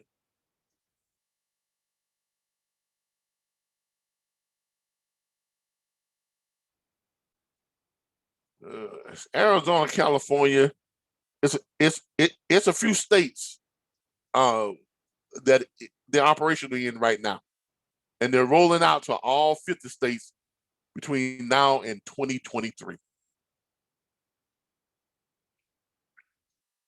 Okay, so I've given you all a heads up.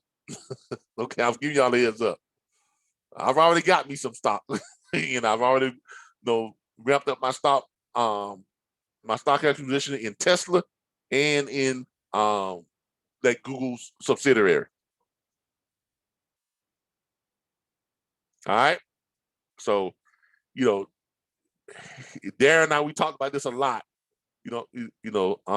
today, and and this is the type of stuff that we talk about all the time, because the trucking industry offers great opportunity, and the trucking industry right now is on the verge of a paradigm leap, not a shift, but a paradigm leap. Okay, do y'all know what I mean by that? It's gonna be a drastic change, not just Yeah. a little bit of a Yes. shift. It's gonna be a noticeable difference. Exactly. That means there's a huge leap in technology. That doesn't happen very often. But the trucking industry is poised for just that, a paradigm leap. It's a huge leap in technology. And if you can position yourself before that leap happens, when the leap occurs, you're going to be a very wealthy person. Y'all, do y'all understand that? Loud and clear. Okay, I want to make sure y'all understand it, because I don't want anybody coming in, Calvin, you didn't tell us about this. You went out and bought all this stock, got all this stuff. This, but you didn't let us know. I'll let you know about it. Go back and look at the video. This is not the first time I've said this type of stuff. Like I said, I made these predictions a while back. It's about 9 months ago, as a matter of fact. Let's see here. Where we go about 9 months, 10 months, 10 months, 9 months. All right, look here. Y'all see that right there? 9 months ago. What did I say? A guy, a trucker this week. What did I say 9 months ago? In this one of these very broadcasts. What did I say? In 5 to 7 years, approximately 3 million company drivers will suddenly be out of work.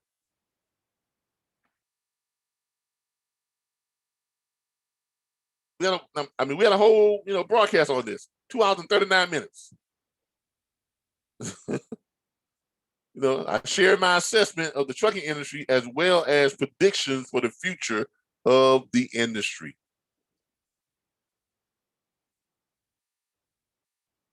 Okay. I told y'all then, 9 months ago, a Maryland multimillionaire prediction that the biggest legal transfer of wealth in American history is just gotten underway. Whether you agree or disagree with his assessment and or predictions, one thing is for sure: you don't want to miss this one. Okay, I talked about this stuff back then, and 3 years before that, I talked about it on social media. In a bunch of the trucking groups.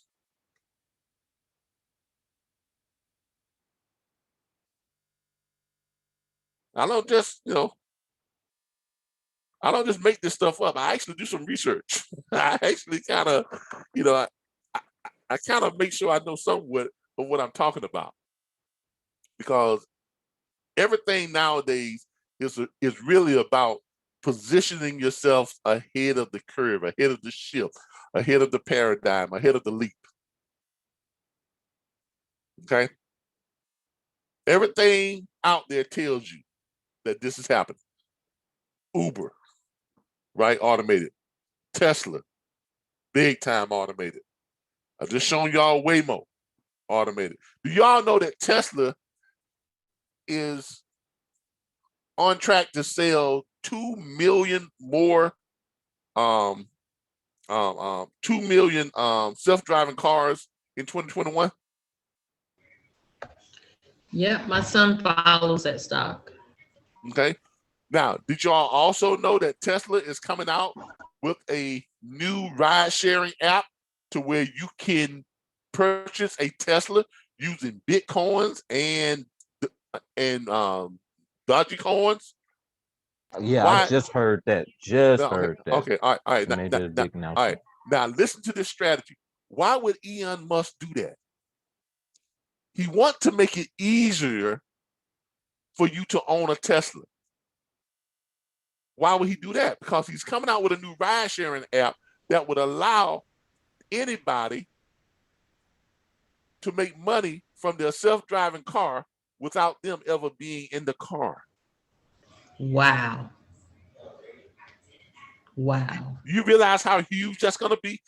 Do you realize that means the average person, the person that owns a Tesla, one car would be able to earn them on average $35,000 to $50,000 per year without them ever setting foot in the car. That is awesome. Yeah, your Tesla, you put it, you make it available for ride sharing. When someone, I'm ordering your car just leaves your driveway, go pick somebody up, go run them to where it wants to go, and then it returns back to your driveway when it's done.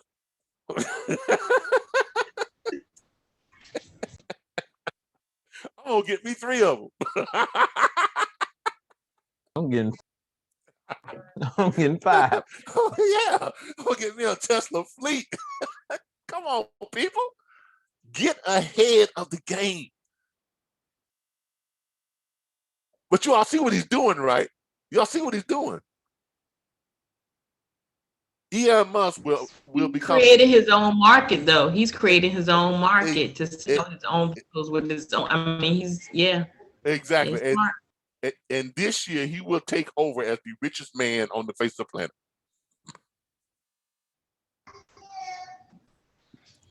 He's already got 1,000 satellites in orbit. Why do you think that is? Because all of those self-driving cars are going to need a satellite position. What? Exactly.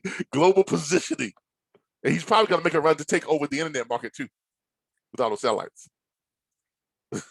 Look, people, y'all got to stay in the know. I mean, I stay on top of stuff like this because I look for trends and I look for the changes. And I say to myself, okay, and look, I'm no guru or stock expert, or I didn't go to school for none of that stuff. I just use common sense, man. Just common sense. I mean, you see things changed around you, right? You see where things are going. You know there's no going back to the way things were. So what do you start doing? You start thinking to yourself, well, somebody got rich off of Coca-Cola before Coca-Cola became Coca-Cola. Somebody got rich off of Ford before Ford became Ford. When everybody was riding horses and Disney wagons, somebody said that little iron contraption thing that moves, makes all that noise. Everybody's riding horses. Man, they ain't gonna never replace the horse. Well, you see horses now. You see what I'm saying? Somebody, wealthy people got extremely wealthy by being able to forecast what's going to happen in the near future. And they didn't have a crystal ball. They didn't have the McFly time machine, the DeLorean, anything like that.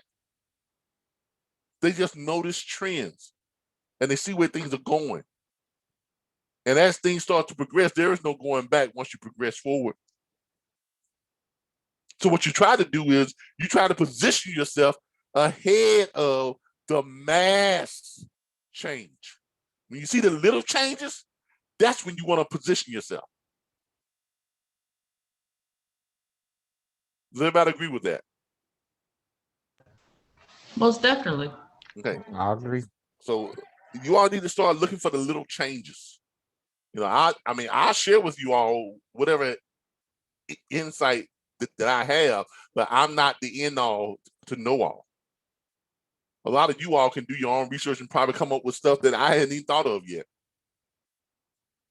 Okay? But you're never going to do that if you don't look for it. Right? Right. Right. So remember, Waymo is a subsidiary of Google. They're owned by Google. So keep an eye on that and everything. Okay, my daughter texted me telling me she just got off work. Okay, so keep an eye on that type of stuff, y'all. Just keep your ear tuned to to what's going on in the world. kind of keep your eye on things, and then try to position yourself. And what the way you position yourself is in the markets. Get your Robinhood account or something, something you can kind of go in there and look at stuff and say, oh, let me see what this is doing, see what that is doing. And let me do some research on this and research on that. Oh, I like that. I might need to get some of that stock. I mean, you know what I mean? So that's what you need to do. You need to, really start positioning yourself. Put my Robinhood account.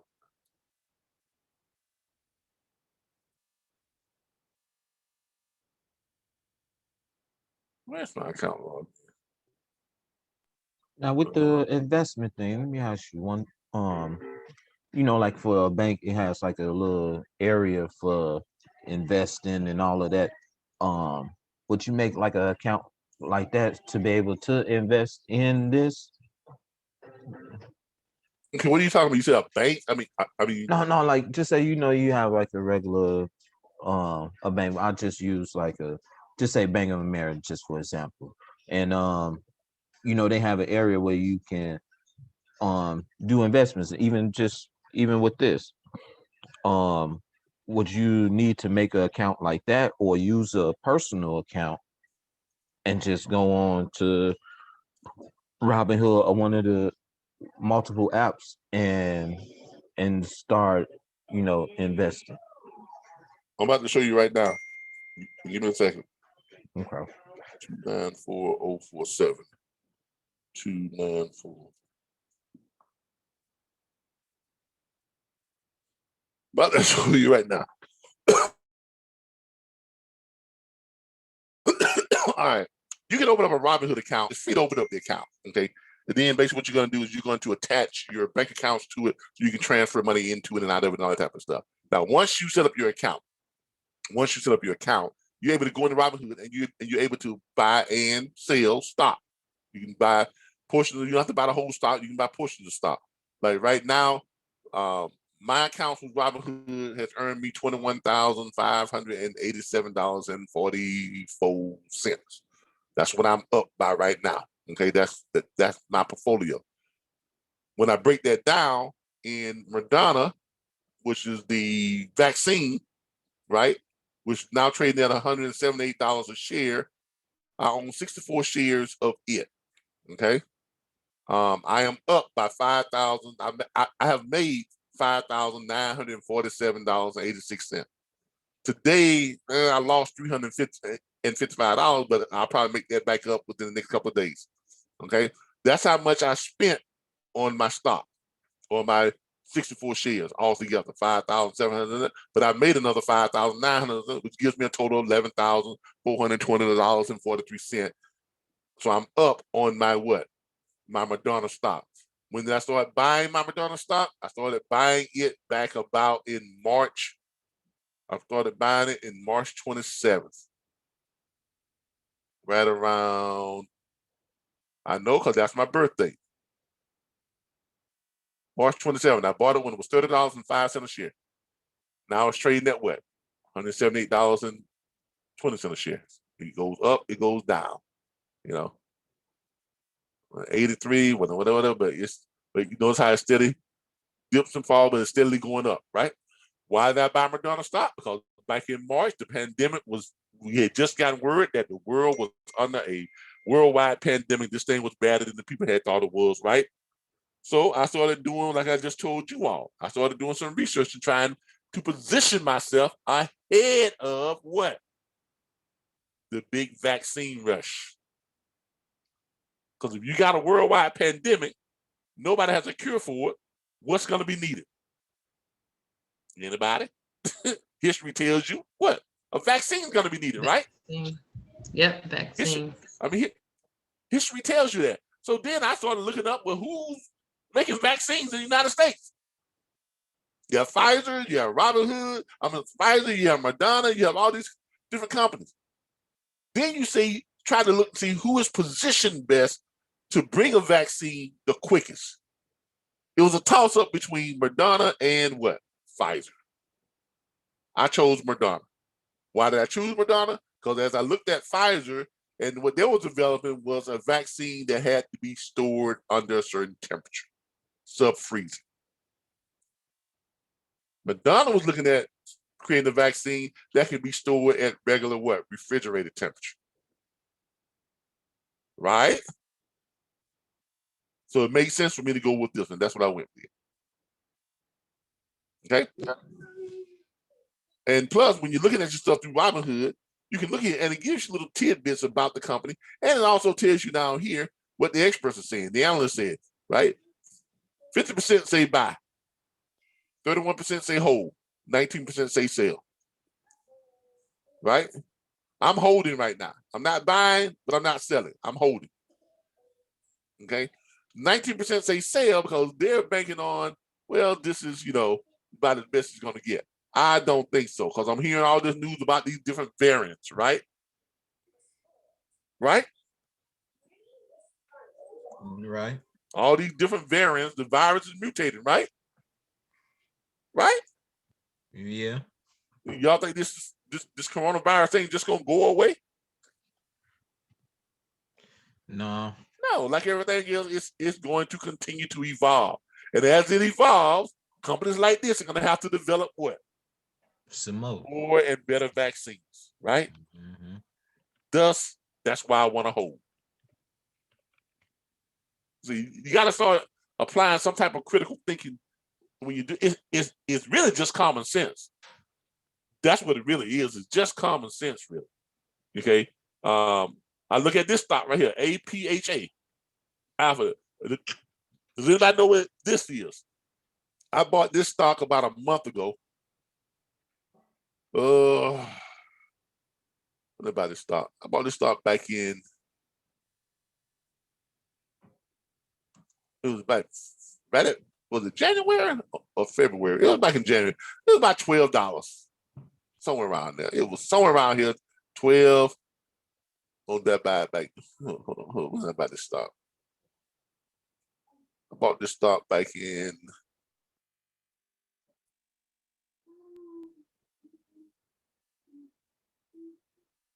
I think I bought it somewhere around here, like $12.40. Now it's $22.23. Okay, and I bought quite a bit of it. I bought how many shares do I have with this? I have 248 shares. Okay, why did I buy so much of this? Because this is cannabis stock, weed stock in the United States. Now, why do you think I bought this stock around?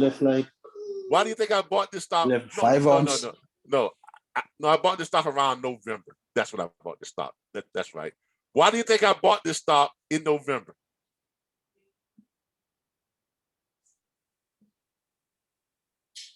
Because everybody be in the house and they gonna need it. No. Why did I buy it in November and didn't buy it before November? What happened in November, y'all? The election. Hey, thank you, Jesus. We had an election. Oh yeah. And the Democrats took control of what? The Senate. Right? I started looking at this stock in November when Biden won the election. I purchased this stock in late December or January when Georgia flipped blue in the runoff. Because I bought it in 2 rounds. I bought some back. Let's see here. It tells me when I bought it. I bought some back in 2 different rounds. I bought, X number of stock back in November, then I bought some more in January. Why? Because the only thing that was preventing the United States from decriminalizing weed, cannabis on a federal scale was what? Who? The Democrats. No, not the Democrats. Republicans. The Republicans. The Republicans control the Senate. Democrats have been trying to pass more lenient cannabis legislation for the past 10 years. But it always gets blocked in the Senate. Why? Because the Senate has had control of, the Republicans have had control of the Senate. They're more conservative. So y'all got to start really paying attention to what's going on around you. Okay? So when we got a Democratic president back in office and we took control of the Senate and the House, that pretty much has cleared the way for what? The new administration to do what? Decriminalize weed. Legalize. And decriminalize. Exactly. They're decriminalizing weed and cannabis. They're following the same thing that Canada did 5 years ago. Y'all see what's going on? Mm-hmm. And if you read this stuff operates, it tells you all this stuff. It gives you little, tidbits and things about what's going on and what you should be watching for and what you should be reading about. Okay? Like there's a whole thing out that tells you, with the Democratic controlled Congress and the Democratic administration, the likelihood that more lenient laws and decriminalization of cannabis will finally pass in both the House and the Senate. Now, when that happens, what's going to happen to this stock? It's going to increase. It's going to explode, not just increase. Think about this now. You have something that is as popular, if not more popular than alcohol. Right? In the states that it is legal in,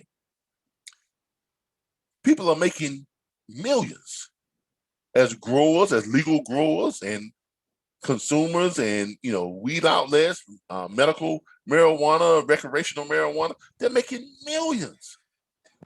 Whole economies are being turned around. States that were in the red are now in the black. Because of what? Cannabis. Legalization within that state. But banks, federal banks, they cannot put their money in federal banks. Do y'all realize do y'all see the connection here? All this money is being made in states that is legal, but these people cannot put their money in any type of federalized bank. It cannot be insured through any type of federal, any type of federal insurance. Right? That is correct. Okay. So, but if it becomes decriminalized on the federal level, then what happens? Talk to me, somebody. Okay, so then now we can put it in the bank. And once banks can profit from it, what happens then? Interest rates go down. Come on, y'all. Y'all ain't feeling me, man. Y'all ain't feeling me. Well, I have been trying to figure this out for the longest because Illinois just recently okayed marijuana.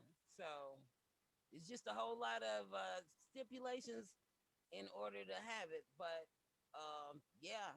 But see, kinds of people. But they show it to us almost every day. Yeah, but the stipulations are due to the fact that it's legal in some states, but it's still illegal on the federal level. Right. You see what I'm saying? But once you rectify all that, you get everybody on the same page, then the sky's the limit. Can you imagine how many people are going to be applying for, like you have liquor license, cannabis license, right? Well, it's a lot of people applying here. So exactly. So all the state license agencies are going to make a ton of money, or they not? They are. Okay.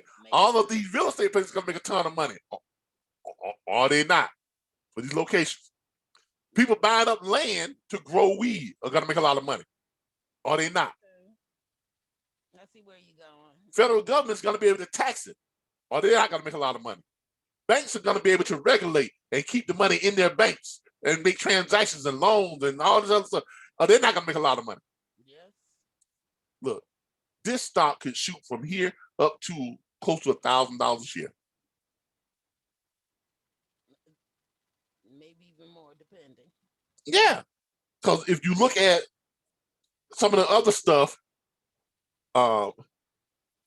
if you look at about 42,000 a share. If you look at Anheuser-Busch, right now, $64 a share, right? But look at Anheuser-Busch right now, right? Do you all think that cannabis is more popular than Anheuser-Busch? Of course. Of course it is. Of course it is. Because people taking it for medical reasons as well. Exactly. Look, liquor is a saturated market. Alcohol, all that stuff, that's a saturated market. See how it started to go down, right? Over the last 5 years, liquor has been doing what? Steadily going down, right? Yes. Right? See, I gotta learn how to watch these markets, man. So you know, you can buy that up, but it's not gonna change. Liquor is steadily going down, and it's gonna probably get down and bottom out to about $30-something a share. That's where it's gonna stay at. Okay, but that weed, man, all the weed stock is on its way up. Well, you know, my son told me about it. He's like, Mom, you need to do some investing in this stock. And I'm like you, I did a little research and I said, oh, okay, sounds good to me. And for the young man that asked about the Robinhood, I have Robinhood. I also have an account with Ally, and I have E-Trades. And it's easier to manage my Robinhood than it is for me to go to Ally. Oh yeah, Robinhood is like, yeah, Robinhood is easy. It's easy. It's easy to manage. Now these are all of the cannabis stock, and if you look at probably just about any of them over, you know, the longer period of time, look what they're doing. You know, they're pretty much, you know, up. No, they're making some. What's this tier rate? That's another one. Look at this. Now tier rate, it started out way up here, because this is not it's not an American company. I think it's a Canadian company. But guess who is buying them out? Huh? Who's buying them out? They've already into an agreement to be bought out by this company right here, the company that I have stock in, Afira. And if you have the Afira stock, for everyone that has the Afira stock, I think they talk about it in here. Let's see here. Engages in this cannabis hemp. Cannabis segment sales consist of tier A. I think they had an article about it. Tier A stock outperforms competitors on strong trading day. The profit plan for here it is right here. To profit from planned merger of Tier A and Afira by Afira, says this analyst. All right, I already have 200 some odd shares. I'm over Afira, but what's going to happen is if you own the Afira stock, when this merger takes place later on this year, people who own Afira stock will also get 0.8 some odd, percentage of stock for every Afira stock you have. You're going to get 0.8 something on the tier rate stock. So you're going to get more stock. Okay. You get it? Yes. So you're going to get about 80%, of a stock for tier rate. You're going to get more, more Afira stock. So my stock is going to increase from 250 some shares up to about close to 500 shares. Okay. Which is going to do what? Double my money. and the stock is gonna what? Skyrocket if the United States decriminalizes weed. Because this is an American-based company, Fear. Okay. What's call it is a Canadian-based company. So you hear, Tilray is a Canadian-based company, but they are being bought out by Fear, or they're merging with the Fear. All I'm saying is learn how to educate you ourselves on how to get ahead and position yourselves ahead of this stuff, so you can be in position to benefit from it, to profit from it, be on the right side of the shift in wealth. That's all I'm trying to tell you all. Okay. And you don't have to invest a whole bunch of money. I mean, come on. I mean, it's $22 a share. And you don't have to buy a whole share. You can buy $10 worth and get a half a share, or you buy $5 worth and get a third of get a quarter of a share, or you can buy $1 of it and get a small percentage of a share. I mean, just over time, what you want to do is you want to position yourself ahead of the growth. And you see that this is steadily going up. It's going to continue to go up. Yeah. Okay, what do the analysts say? 73% says what? Buy. Right? 0% say what? Sell. Because they know it's coming, y'all. 27% say if you got a bunch of it, hold on to it. Robinhood makes it real easy for you to evaluate and pick the stocks you want, and make it easy to buy and trade, this and that. It makes it very, very easy. Okay. So I would suggest you get your Robinhood account. All right. All right. That's going to do it for tonight, y'all. Hope y'all have enjoyed our little kind of cross training. I know we got on some stuff about, stocks and this and that, but all this applies. All this stuff is still within the realm of helping you all to become better financially, secure your financial future, grow your firms. But as you're growing your firms and you're making money with your business, find out where to put your money. Right? Yes, I agree. Right? You don't want to put your money somewhere where it's just going to sit there and lose money. You want to put your money somewhere where it's going to increase money and grow, and put you in a better position to be able to go and get money when you need it. Because all these little things like this, and like my Acorn account, I think my Acorn account is up to about almost $20,000. This is up to about $20,000. I've got Bitcoins. I own 11 Bitcoins on the blockchain. Okay, I've got some Bitcoins in here too, but you can't transfer your Bitcoins from your blockchain over to your Robinhood account. So yeah, I have Bitcoins in here too. I have some statues here just so I can show y'all how this works. And right now, Bitcoin is trading at $49,881. Bitcoin. I've got 11 of them. Plus what you see here. So, I mean, this is how you become wealthy, people. I'm gonna be honest with you. This is how you become wealthy. Doing the things that wealthy people do. Now, it's hard to believe 19 years ago I was homeless. But because someone turned me on to wealth strategists, Mr. Brian N. Bean, I have to mention his name every time I say that, because the man saved my life. He turned me on to wealth strategies, and I started doing the things that wealthy people did. I didn't have to have the money that wealthy people have, right? Mm-hmm. But if I just start doing what they do with what I got, I'm going to be better than where I was.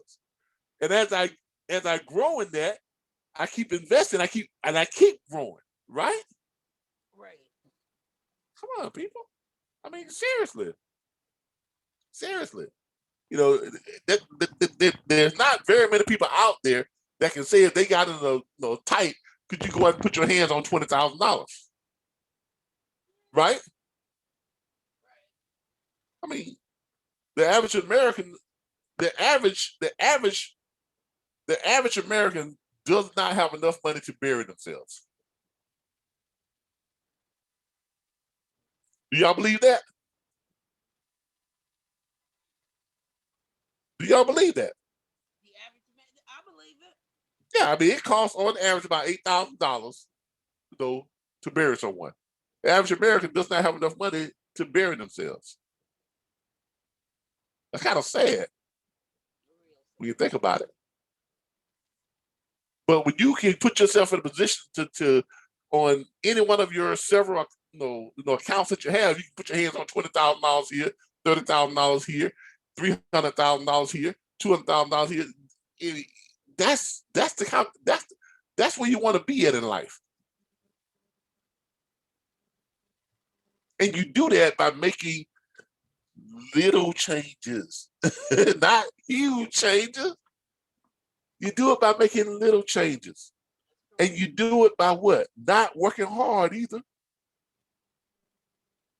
None of this stuff you see here, the Bitcoins, this, all the stuff that I do, MWR Financial, started my 4th private reserve account, none of that stuff required me to work hard. None of it. None of it required me to work hard. Though before, when I was homeless, I worked like a dog. Right? And couldn't gain hardly any of this. But when someone turned me on to using and applying wealth strategies, all of a sudden I started working not as hard and started building more wealth. And now I got to the point now where I hardly work at all.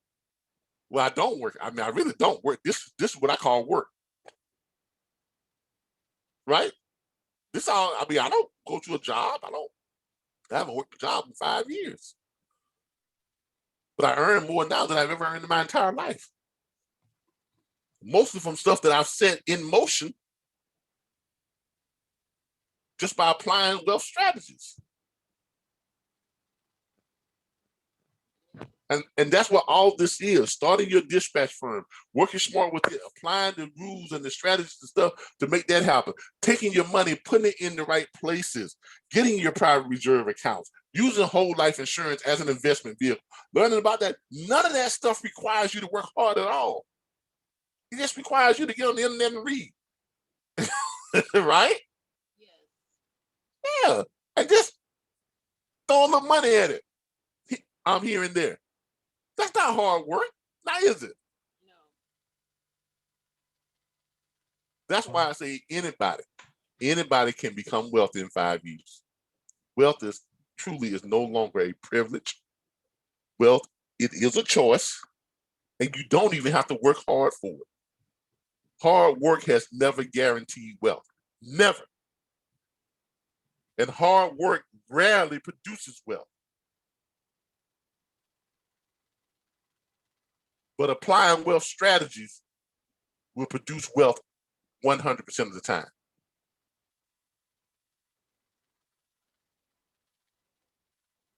Without a doubt. 100% of the time. I just need y'all to just remember that. All right.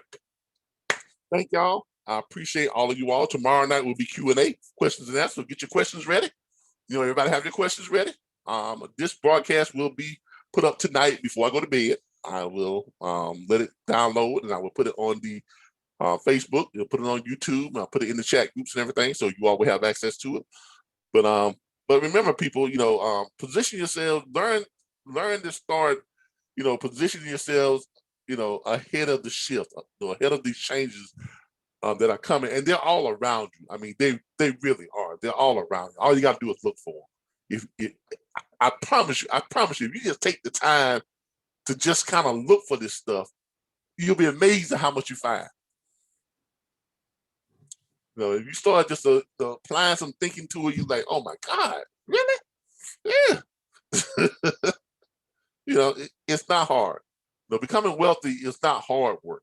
It's not. It's just, you just have to apply the wealth strategy. And you all can't say that you all don't have access to wealth strategies, because you all do. I mean, we've got a Facebook page, Calvin Butler, Wealth Management Strategist. You got MWR Financial. You can log on to YouTube and look at Brian and Bean. You got all these other people, Darren, Ms. Pompey, Mr. Agar, all these people who are doing this stuff. I mean, there really is no excuse. There really is no excuse.